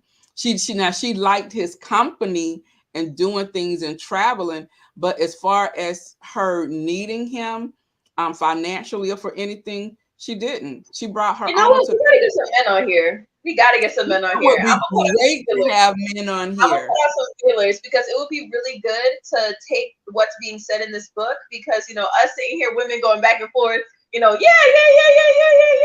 But it would be really good to get a male perspective on it, because it's possible that some men just really need to feel needed. And just you being who you are is just not gonna work for them. So yeah, that would be great to have some men on here, because I do have some male friends. I don't know if they'll be willing to come on here, But I tell them all the time, I'm like, you have a savior complex because everybody you date, they are never like, it's like you need to save them from something. And he's like, I know you always say that about me. I'm like, because you do. You always dating people who need you in some type of capacity or that you can do something for. It would be great to have, yeah, another perspective. It was interesting. If anybody's ever watched Reba, you know, the little sitcom, her husband Mhm. ended up leaving her for the other woman. And when they finally got to the bottom and like they had like this real heart to heart, and he was like, she can't make toast. She was like, what does you leaving me and cheating on me have to do with her not being able to make toast? Essentially, that's what he said. He said, she Yes. needed me. You didn't need me. So I Yes. went where I was needed. She can't make toast. That was all because he needed her to make toast. She needed him to make toast. Yes. And then Stacy the said, time and men need conversation, yeah. respect and affirmation. That is very true. That is true. That is one of Mr. B's um what love languages is Mhm. words of affirmation. And so they do, you have to kind of like stroke their like ego. Yes. And my ex couldn't handle me making women. He didn't like me going back to school to get another degree. You sound a lot like the author. Yes, she does, doesn't it? Mm-hmm. I hope you have this book. You sound a lot like the author. Mm-hmm. Yes. Um, was there any more comments that you wanted to show? Nope, that was it. Okay. So in chapter 2, it's the story of two women. And the cool thing about it is that she tells the story of this woman named Andrea as she's dating this guy named Johnny. But she Mm-hmm. also talks about this woman named Leslie as she's dating Mark. Mm-hmm. So we're gonna start off with Leslie and Mark because that gets juicy. Okay. Yes. Hopefully you guys read it. I'm gonna try not to give away too much, but I'm Mm-hmm. just letting you know it's good. You know, you should definitely. It's still worth taking the time to read it yourself. Yes. Did you want to go over the story, or did you want me to? You go over it. I read both of them. Leslie and Mark. That was Leslie and Mark. Leslie got her feelings hurt. Okay, yeah. Go ahead. Yes, Leslie got feelings hurt. Mm-hmm. Okay, so Leslie and Mark, they're out. You know, Leslie's this modern woman. She'll walk up to a guy, she'll approach him, she'll take his number, she'll call him, invite him out to on a date. She's somebody who feels like sex is something that creates unnecessary tension in a relationship, so she likes to get it out of the way as soon as possible. So she's with this guy, they hook up the first night, and then she's just with him every day after that. He comes over to her place, she kind of takes care of him and everything. And throughout their relationship, she's been in that quote unquote masculine role because that's how she started things off. She started off as the one pursuing him and doing all that kind of stuff, so he defaulted into the feminine role. And so he's somebody who wanted to be cherished based on his feelings. And she's somebody who, in that relationship, because she took on that masculine role, wanted to be respected based on what she thought. So there was one night in particular, let's say the last couple months that they've been spending together, he'd come over, talk to her about his day. This is the problem that I'm facing at work. And she'd stay up even past her bedtime, sometime at the expense of her own work to help solve his problems and everything like that. So there's one night in particular, he comes over. What he doesn't know is that just before he came over, that she got news that one of her friends had died. And Mm-hmm. so he comes over and he has this issue at work, and he comes home and immediately he comes in, she's crying. He apparently doesn't see any of that. So he comes in, he's just like, yeah, I'm having this problem at work, and he's just going over it. And then she's just like, she's not really paying attention. She's kind of like in a daze because she's like, don't you see that I'm going through something? And then long story short, once it finally comes to a head and she's like, my friend died and da da da, he essentially goes, There's Leslie, I'm nothing we can do sorry. about it. He says, Leslie, I'm really sorry that this happened for you, but your friend is dead and there's nothing we can do about it. My work situation needs to be figured out by tomorrow, so can we focus on me? Yes. I was like, what? That part. That part. What? I kid you not. I was in bed like this. I was like, I can't go to sleep now. What Leslie gonna do? And essentially, that's the situation that she found herself in. Now, granted, that guy could genuinely just be a test case. Because I doubt most people would just be like, okay, your friend died, but that's that. We can't do nothing about that. Can we focus on me, and then we can circle back around to you maybe tomorrow? But as a result of that relationship, so this is where this question comes from. What did you think / feel about the relationship between Leslie and Mark? Please take the time to think about if you've ever been a quote unquote Leslie in a relationship. Oh my. I have never been. Oh, okay. I have never been a Leslie. I've seen people and ladies, especially when I was dating, who would go up to guys and buy guys drinks and things like that. That was never me. I've never been that one. And so reading that, and you have to be a certain type of female first to to do it. But her, how she navigated through the relationship, of she was the problem solver, she everything, and he just got to benefit off of everything that she did, you know what I mean? And the one time when she needed him, he couldn't be available. He couldn't be available. That was also a time, she started that relationship. Well, she started that relationship. Um, the way she started that relationship is how it is, because she came into the relationship um, pursuing him and taking charge and just allowing him to benefit off of what she was doing. She never, she never required him to take charge. I'm on live. Yeah, she had no requirements of him. And so when she then needed him to be there for her, he didn't know how to take it because he's never had to. She had no expectations of him. She just navigated through the relationship and just let it go however it went. And then even following up on that, what happened afterwards was, I don't know what you call it, fatal attraction, but basically he ended up leaving upset, and she ended up chasing after him. So what happened was, like, later on after that, what she started to do was, show up at his place. She offered him to come over multiple times, and he wouldn't do it. And then the last when time he did, he had attitudes. He had an attitude, and then but essentially what it boiled down to is that what the author was talking about is that she gave her representative self. She's actually somebody who was more comfortable in the feminine role in the relationship, but because she approached him in a masculine way, she was only going to attract a feminine man. So in that instance, although it's like out of the realm of possibility, because me, even as a woman, I'd be like, what? Like, this is life or death. You know what I'm saying? So it's like, I can't even see myself being that, like, heartless. To just be like, get over your friend dying, like, focus on me right now. Yes, so I think that's toxic femininity, if anything. But him operating in that feminine role, and then something that the author said is, you can't come in as one way and then decide to flip the script midway through, because what you were showing up until then was what attracted that person. So if you're going to show up, all right, it's good. I'm on a live.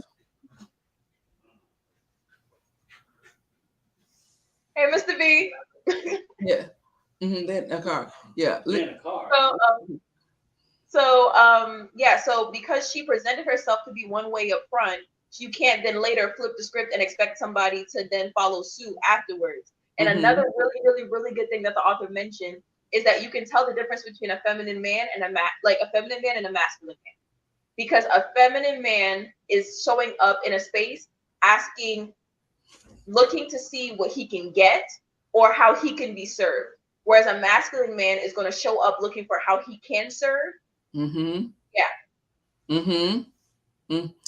Stacy says, "Oh no, I'm an alpha female that can't stand a weak man. You have to match my energy, and I've always let that be known in the beginning." Exactly. interesting question. Do you think there is a such thing as an alpha female? I do. I think there are certain um characteristics in people, and I actually feel like there are different times when you are more alpha than others. But I do believe that some women tend to have like strong personalities. You know what you want. There are certain things that you're not going to stand for, and you're not afraid to voice it. I'm a strong believer in saying how you feel. Don't muffle your feelings. If something upsets you, say it upsets you. Someone's your mate hurt your feelings, say it hurt your feelings. Don't be docile, because those types of things, when you start to mute your voice, you become resentful. And so I do believe that there are ways to say things without being nasty and negative, but you do need to let however you feel, you need to be vocal. Oh, interesting enough, she gets into that what is thought of as feminine really is. I'm not gonna ruin it. I think that's chapter. Ruin it. And then the next one was, what did you think / feel about the relationship between Andrea and Johnny? So, Andrea, it's the opposite of the first couple that we spoke about. Andrea is someone who is, let me see if I got the story right. Andrea and Johnny, was he the insurance Andrea advisor? was the realtor. Johnny, what was Johnny? He did something. Yeah, he did. He had a job. I know. Let me not. Johnny was employed. He was doing something. Yes, he was.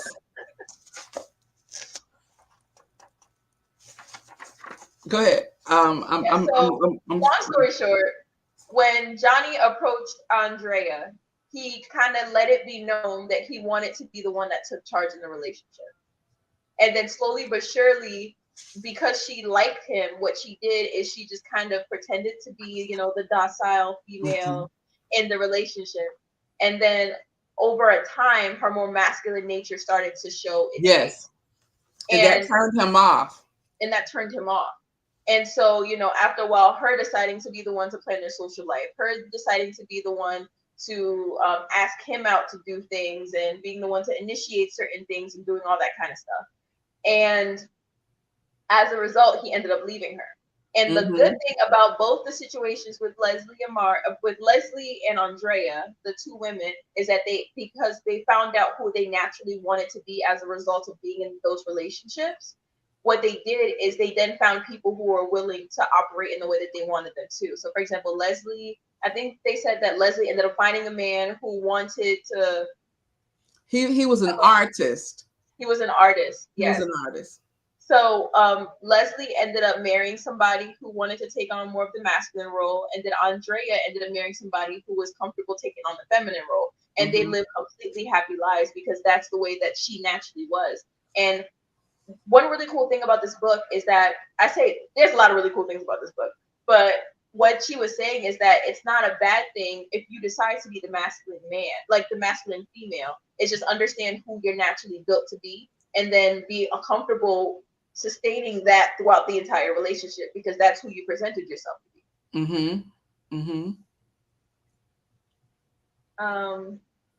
Did we want to move on to questions, or did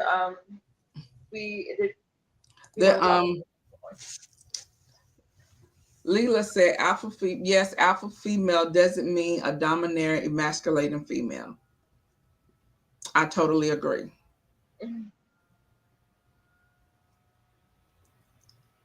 Oh, they're talking about Stacy's voice. Go ahead. And then chapter 3. So choosing to be respected or cherished. The author states that relationships entered into with confused needs and expectations are doomed to fail, and that each person must decide whether they want to be cherished based on what they feel or respected based on what they think. Do you agree with this? If so, why? And this one was, when I was reading it, and what her definition of everything was, and I thought about me. I am the one, I want to be cherished based what I feel. I want you to think about my feelings and how you know I am and that's how you navigate um my emotions and and our interaction together. That's how you navigate our decisions, is that you take me into account. The other one was what it was, respected. Yes, of course I want to be respected, but I care more about how you make me feel.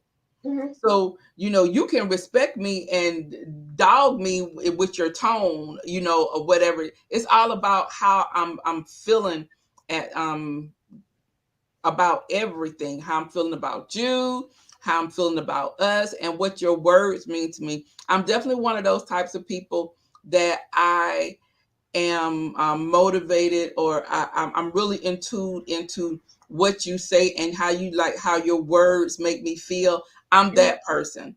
I'm definitely into that. So I listen to tone, I listen to pitches and things like that.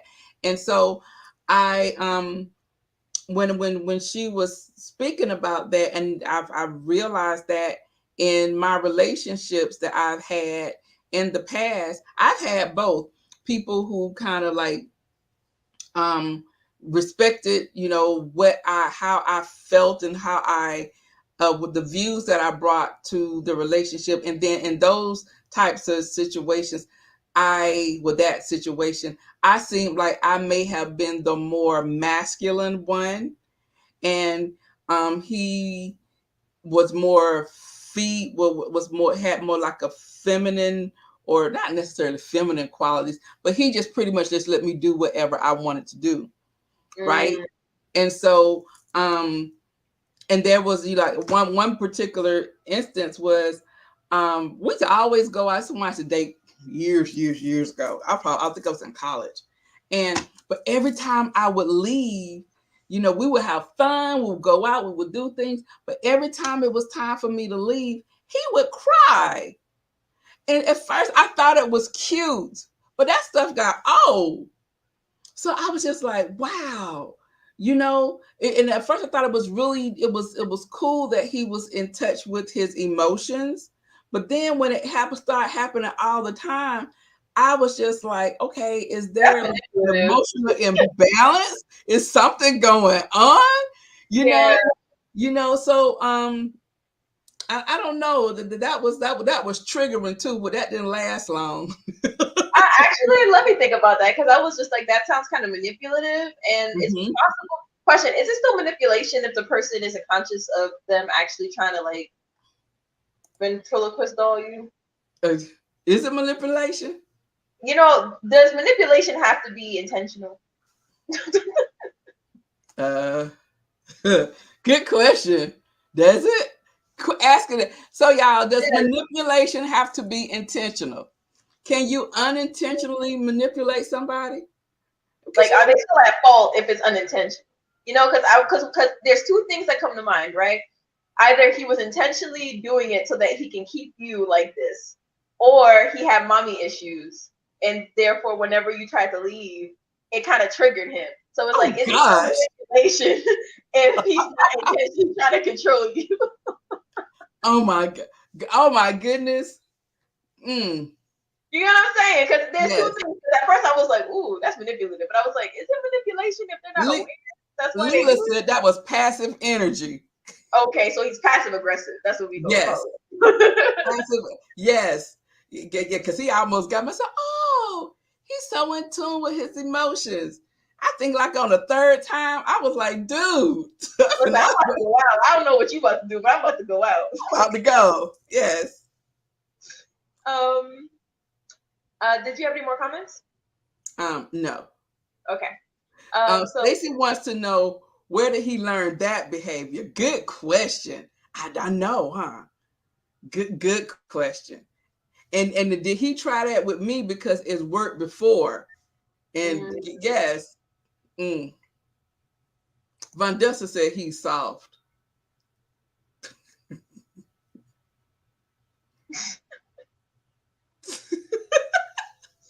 oh goodness. Oh my goodness. Stephanie said he had mommy issues. He may have had mommy issues. I don't know. His mom was nice. I don't know. She was nice to me. I don't I was about to mention something else, but that's later on in the book. We're gonna get to it later. know. Because that's the problem. Whenever I read or watch anything, it just becomes one big story. I can't tell you what happened in each chapter. Yes, So yes. the author states that boom, boom, boom. Let me see. The feminine energy principles are I feel and I don't want pain, while the masculine principles are I think and I want. Have you ever seen this play out in your personal experience? So I know, Miss Wani, you spoke about the fact that, you're that for you it's emotional based. And even when it was a logical argument, how it was delivered is more important to you.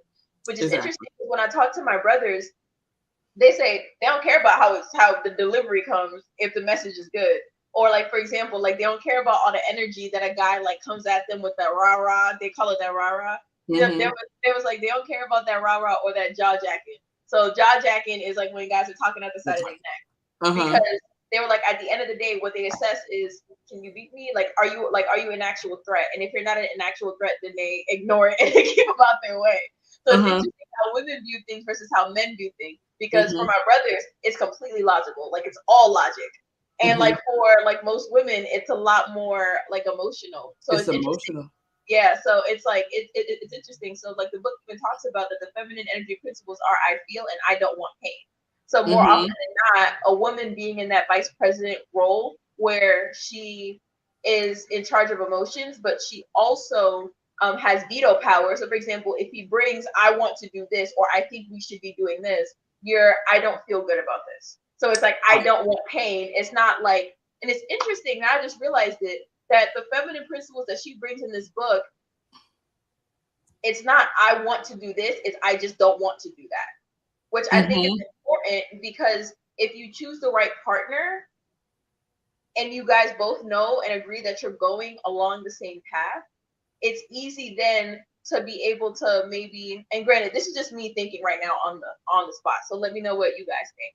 That it's easy to then allow him to have that reign and authority because you guys have already agreed on your final destination point. It's kind of like putting, let's say if I was going to Wani's house, right? I Mm-hmm. put her address into the GPS, but there's a million routes that I could take to get there. Like I Mm-hmm. could go straight down to Georgia. I could cut through Kentucky and take a long way around and go to Georgia. I could go north and then come around and go to Georgia. So it's Mm-hmm. just about understanding maybe where your end goal is and then also agreeing on how you guys are planning to get there. And then maybe allowing him to handle the fine details according to this. Uh, so once again, She got the comebacks. okay, because okay, so you have to understand my views are of course based off of my experiences and things, and so and how I was brought up. Now along the way, of course, I've um come with my own thoughts and views coupled with what I was taught and what I have experienced. Okay. So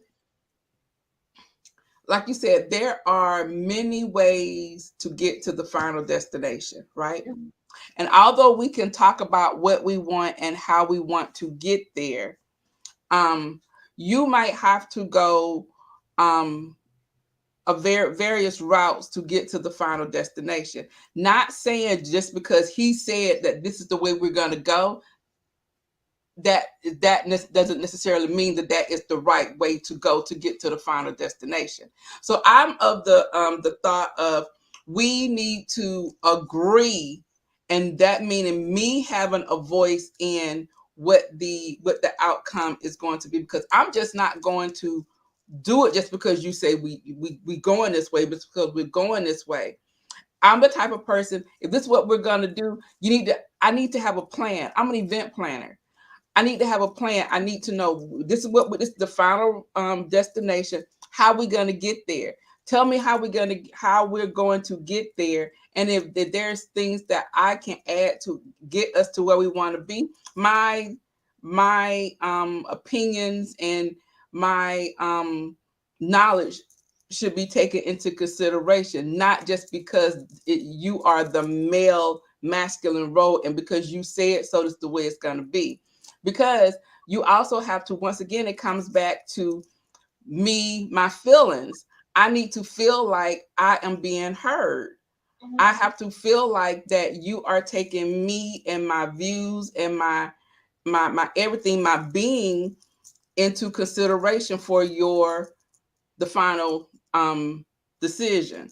So I I'm not the one who is, I'm not gonna do it just because you say we're gonna do it, because Mhm. I'm the one gonna ask you why and how we're gonna do it. And because I need to know that you planned this and you thought it out, and then I can, and you need to be receptive of what I think needs to happen. So some things she says in the book, like I said, the book was written in the 90s. I'm definitely not a 90s woman, like the 70s, 80s type person in that role. And a lot of times, I and then we have to think, because she was a Caucasian woman writing the book, right? So her views and experiences were definitely totally different from mine, yours, your mom, my mom. So and then I also think that sometimes, you know they are taught to follow their mate and Mhm. whatever and so he makes a decision for them. And I don't know if that works or not, but I just know that at the end of the day that I need to be heard, and my opinions need to matter. It's interesting. While you were saying that that for that on a whole is how like maybe more white women were raised to be able to just kind of follow their man and do all that kind of stuff. But it's interesting going back to the responses all the way at the top that there's Mm, a higher likelihood of white women to get married. So then because they conform. I don't necessarily. I mean, I guess It's I don't because they necessarily is it know. because they conform, because we during like the elections. And so, and this is one thing that like got me, when I started, listening to people and talking to my peers of different races and things like that. When it came to the election, and we voted based off of our situation, our circumstances, and what we saw. We discerned between right and wrong, good and evil, right? But a lot of them voted not based off of what they saw, what they felt right, wrong, good, and evil. They voted based on how their spouses voted. Mhm. So I'm like, so when do you start thinking for yourself? Do you, when you get married, do you lose your individuality? I mean, where does that end? Then I feel like you lose yourself, and then once again you could become resentful. Mhm. So things like that, where I can't have my own opinion about certain things, and I'm sort of like um conform to do things the way you want me to do, so because you say this is right, not necessarily because I know, feel, see, and I see what's going on out there, and I feel I should vote this way, but although it's against my own best interest, I'm going to vote that way because you did. Okay. So you see what Okay. I'm saying? I definitely get what you're saying, and I feel like that goes back to the choosing process. Because if while you're dating somebody, they're not actively looking to take your thoughts and feelings into consideration, then like you end up in a situation like that. So like for example, right? When it comes to like for example, like the quintessential Christian woman. You know what I'm saying? Like your Proverbs 31 woman. When you look at the actual breakdown of that, she was not a weak woman. She was not an unopinionated woman. It says, like, for example, one of the portions of the scripture that I think is mind-boggling, especially when you look at what most people nowadays think a Christian woman should be in a relationship. It's like it says she considers a field and buys it of her own earnings. She was industrious on her own.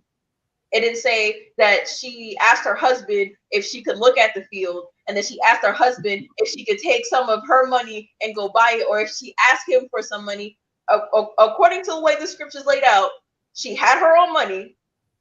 She went and considered the field and she bought it because she thought it was a good decision.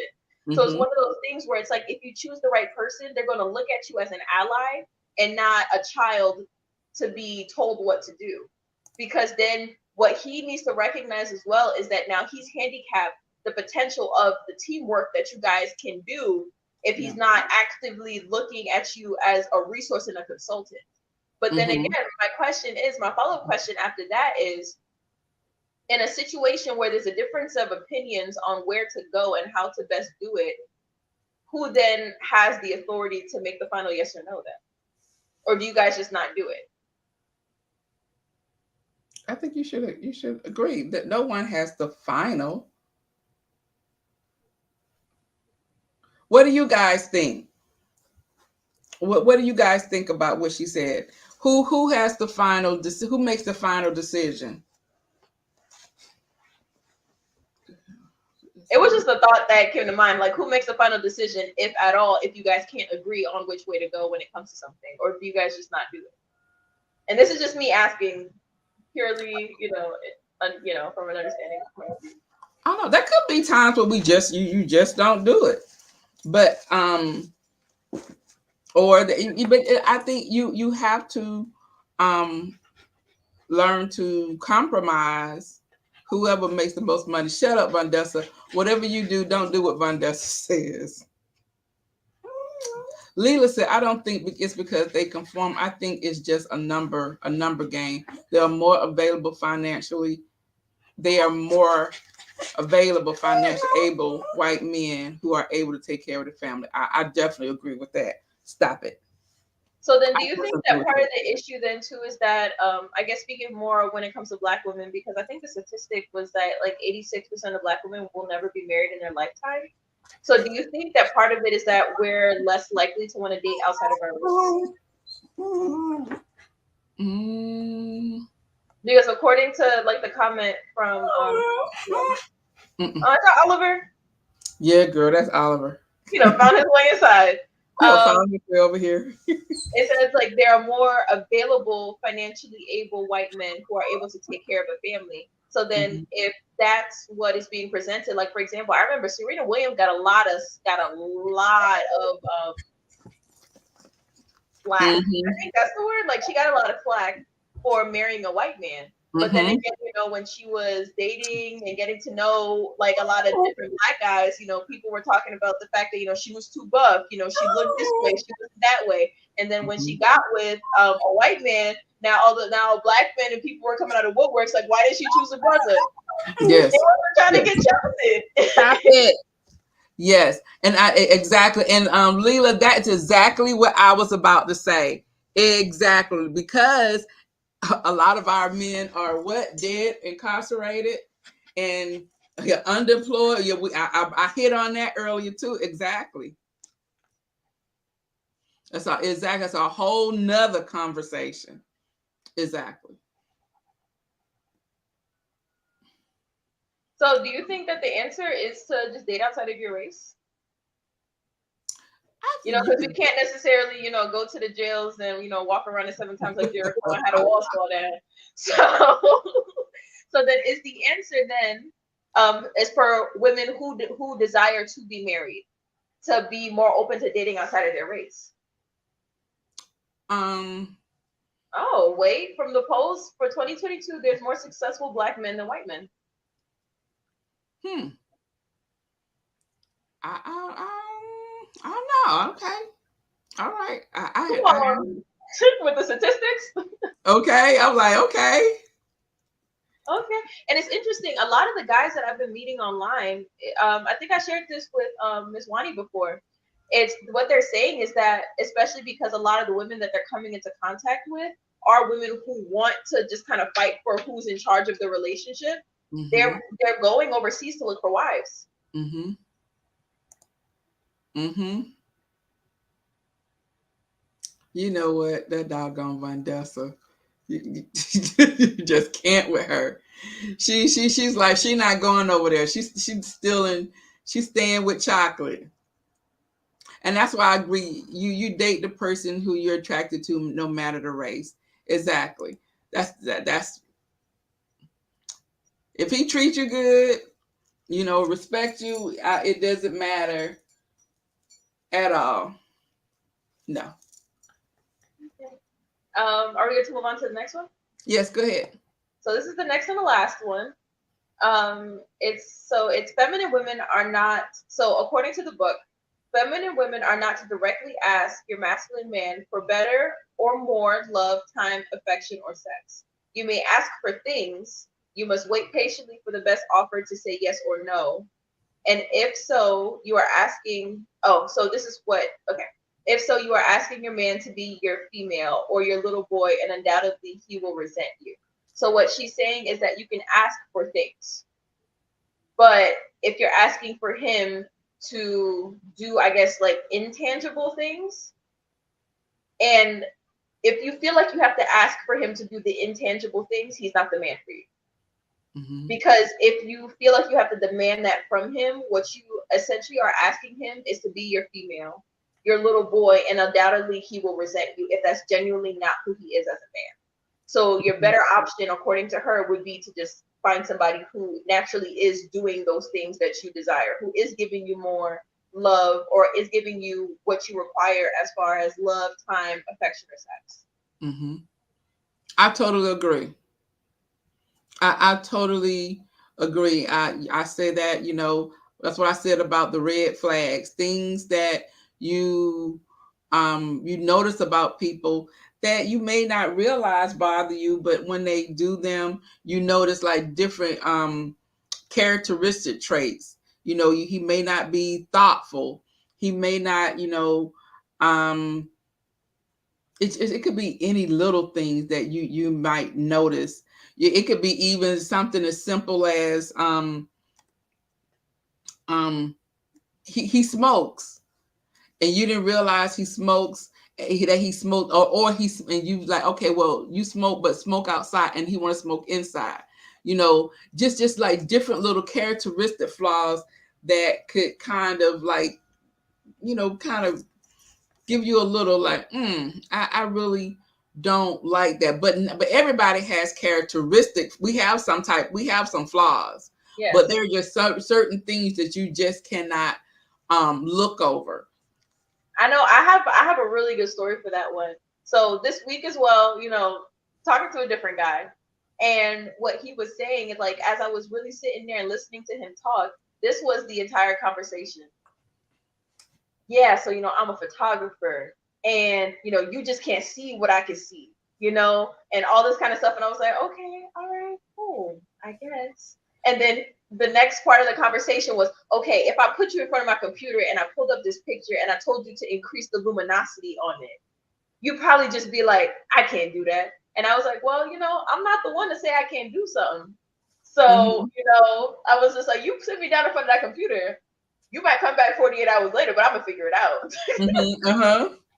And I was just like, at the end of the day, also what I could possibly do is send a picture to my phone and go in the Apple settings, because I know how to do it there. I just don't know how to do it with your Photoshop software. I can figure it out.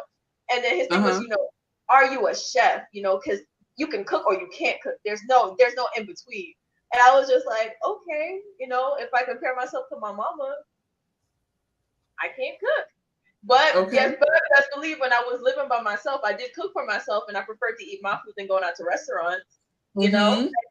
That was the entire conversation. And It then was by a the debate. it basically, and then by the end of it, the last statement was, "I don't like people," and I was like, as like a general statement, you just don't like Wow. people. How you gonna get married if you don't like people? And according to him, he Okay. was looking for a relationship and marriage. So, you know what I'm saying? Can't should not be a word. And why would you want to bring somebody into your life that's just going to be like, I can't? Yes, yes. Those things where, you know, some what you were actually listening to the way he talks, like it will tell you about their mindset, and it'll let you know if that'll work or not. And then believe Exactly. them when you see, and then believe them when you hear it. Yes, believe them when you hear it. But you picked up on his words, his tone. He was being a little bit condescending. Stop. Yes. And so, you picked up on all of those types of things. And could you imagine if you would have just continued on with that? Because you would always get these little jabs. Yeah, Yes. Essentially somebody who needs you to be underneath them to feel confident. So it's exactly. one of those things where it's like, you know, and I feel like my preferred method of talking, and as I was saying, you know, as we continue this book club, I'm going to be sharing the experiences that I'm having, just like navigating like the dating scene and everything like that. But it's interesting. I prefer to send voice notes back and forth. That way, you know, I don't get razzle dazzled by the way you look. Because I realized I was on the phone with him for 20 minutes and it really didn't need to be 20 minutes long. He just looked good. So FaceTime could be dangerous. I prefer to send voice notes back and forth. Tell me what you think so I can hear your heart. How about that? Yes. You know what I'm saying? Because sometimes, you know what I'm saying, looks, you know, get caught up. You know, you think it look good, it don't look good. And Not everything it that goes don't. cool. Yes. I totally. Are you dating God? I love him too. Yeah, because Von Dessa up here, she said, just date God. Yes. um, and then at the end of this section, the question was this, because she went into depth on what it meant to be cherished and to desire to be cherished versus what it means to desire to be respected based on what you think. So my question for everyone here is, it's your choice. Do you prefer to be the masculine or the feminine energy in the relationship? And if so, why? Good question. So, guys, what do you say to that question? Do you prefer to be the masculine or feminine energy in your relationship? Tell us why. Oh, Leela said my fur baby is adorable, girl. He's bad. He's very mischievous. But he is cute. Oliver. Oliver is a mess. Oliver says if I'm not getting any attention, the whole show is going to stop. Oh my, it's gonna be canceled. He does this all the time when he knows that I'm on here. He sees me talking. He always wants to get up on the screen. He says this is not Wani's house. This is Oliver's house. This is Welcome to Oliver's Oliver's house. house. Yes, it is. What's this? Oh, we put Vandessa on punishment. So you guys don't have it. You don't have anything to say about that, Oliver. Stop.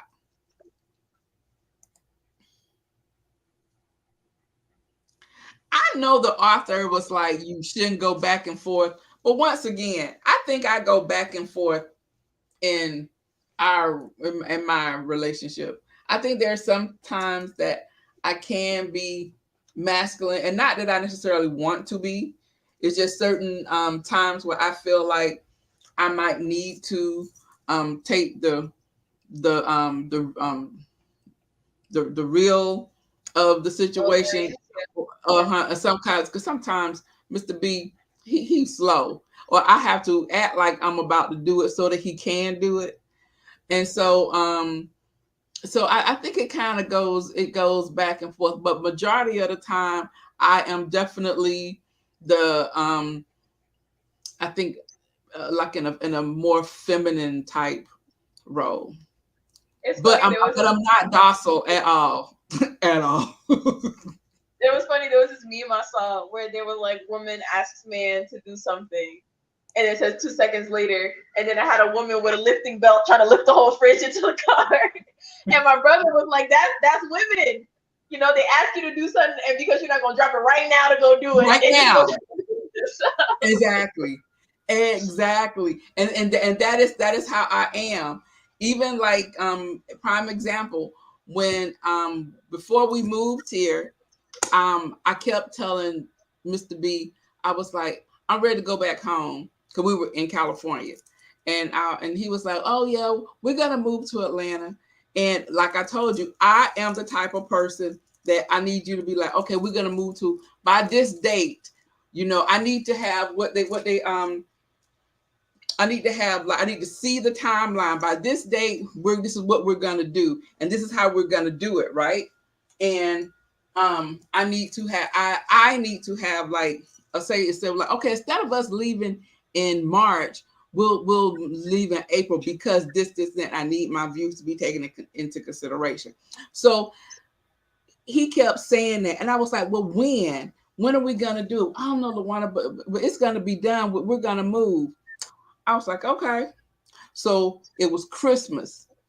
And so we had Christmas and whatever. I had already made up in my mind that February, I'm leaving. I'm gonna put in my resignation letter for my job. And I had already started researching because once again, I'm a planner. So I had started researching different things and about my unemployment and everything. So I was good. So after Christmas, I had got boxes. And so he saw me taking the decorations down and putting it into the box and labeling it. And so he was like, well, why are you labeling the boxes? I said, because I'm moving back home. He said, yeah, I know. I told you, yeah, we're gonna move to Atlanta. I said, no, I'm moving in February. I'm giving my resignation notice on February 28th. He was like, what?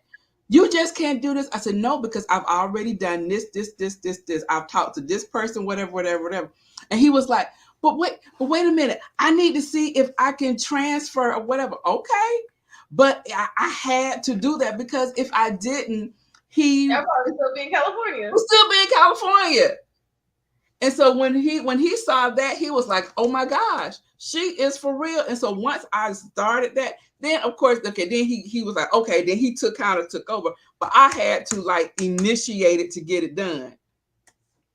And I feel like another really cool thing about leadership is that being the leader doesn't mean that you have to be the smartest person in the room or the most competent at everything. It's about being able to recognize what skill sets you have on your team and then putting them in position to be able to do what's best for them. So, for example, right, if you're naturally a really good planner, this is the plan. Like this is where I want to go. Help me plan it. You know what I'm saying? Or like this is where I feel like we should go next. What do you think about it? And how would like help me plan it, especially if you understand that you're weaker in that area. I feel like it's not a situation where just because he is the man, he has to handle the finances. If he can't add 2 and 2, yes, let her do it. yes. I have one of those friends too. He just was not good with the finances, but she really wanted him to do that. She wanted him to take care of the bills or whatever, but that just was not his thing.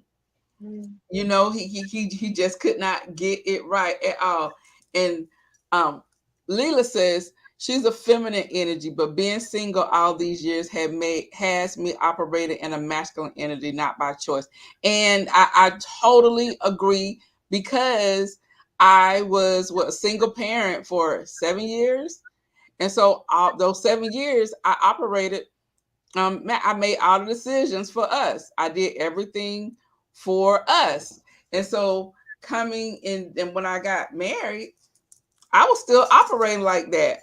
And I made the decisions. But he got me one time because I made a decision that we were going to get Puda braces. I didn't talk to him. I was just accustomed to making the decisions. Who's Puda, by the way? China. Okay. But he was like, we didn't discuss that. Oh, okay. I didn't think we needed to discuss that. And so he was like, so since you made that decision, you'll pay for the braces. I was like, oh, where they do that at? Because because I had already accounted for your money helping me pay for the braces. I didn't think about asking you about the braces. She said our money. I speak French. We. What you talking about? So, but that was like definite like learning curve because I was just accustomed to just making the decisions. Okay, she needed braces. Okay, we'll get her braces. I just never thought about asking him about them. Vandessa says, in our house, I cook, clean, cut the grass, clip the hedges, and buy the food. I don't need a man, only God. So it's funny, right? I was watching this one interview with this couple, and they were having issues in their marriage. So they went to a therapist, and the therapist was like a faith counselor, and then he was like, God is your provider, He's your protector, He's a confidant for your secrets and all that kind of stuff. And she's sitting there, she's like, if God's supposed to be all these things, what I need this man stressing me out for? And the husband was the one that brought her. They said, whoa, yo, chill. Hold on, wait a minute. Together. Oh, the woman is the headlight. If the woman don't turn on her lights, the man will break his neck. Oh my goodness! So she's saying that you have people who kind of say, we make the decisions and we allow them to think that they made the decision. You know what? Interestingly enough, so like I mentioned the Bible a lot because I read it a lot. So it's like the first reference that comes to mind. If you think about like Queen Esther, and the story of Queen Esther, the king did not know he was about to do what he was about to do, but guess what? She set it up.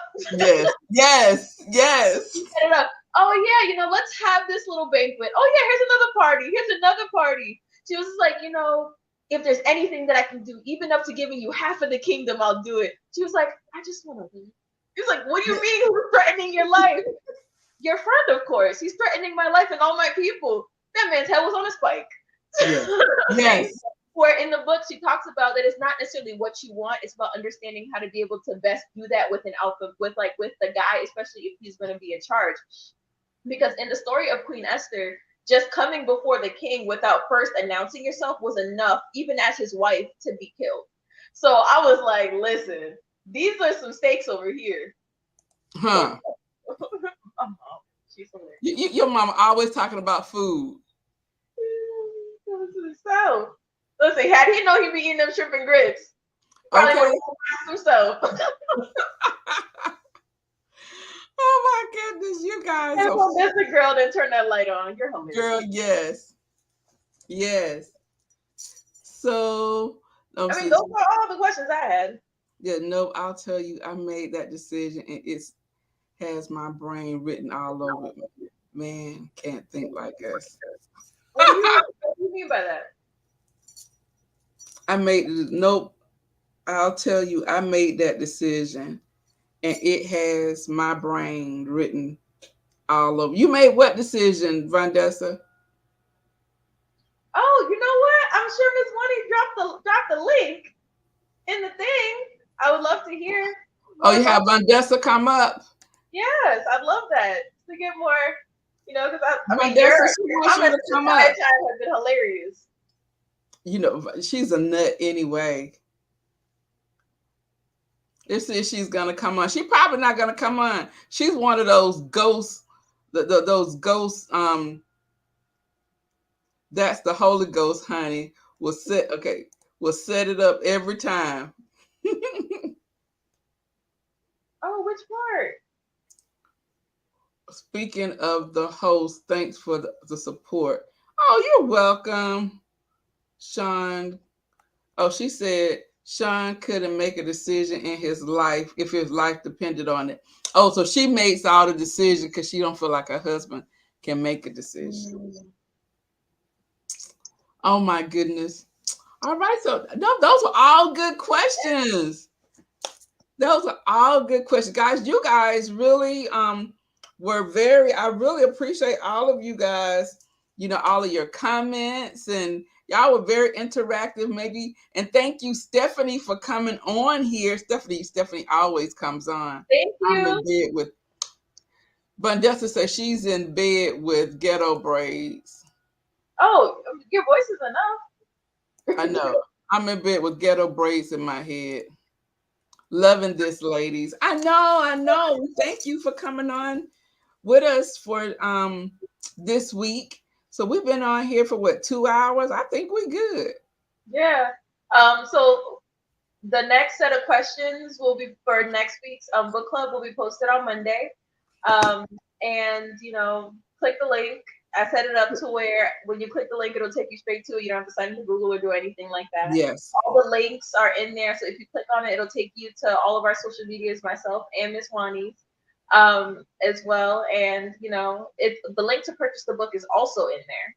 So I mean, honestly, this has been so much fun, and it's been amazing getting to understand the perspectives. Because as I said, I'm new to a lot of this, and a lot of what I'm bringing to the table is like research.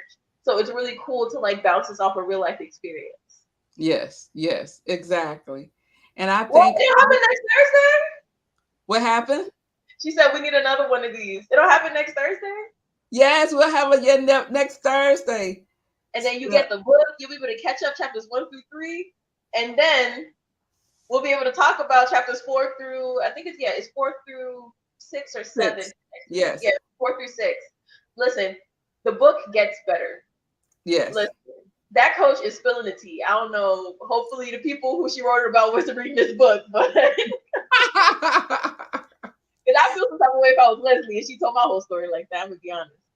I know. I was like, "Whoa, Leslie." Yeah, Leslie did a lot.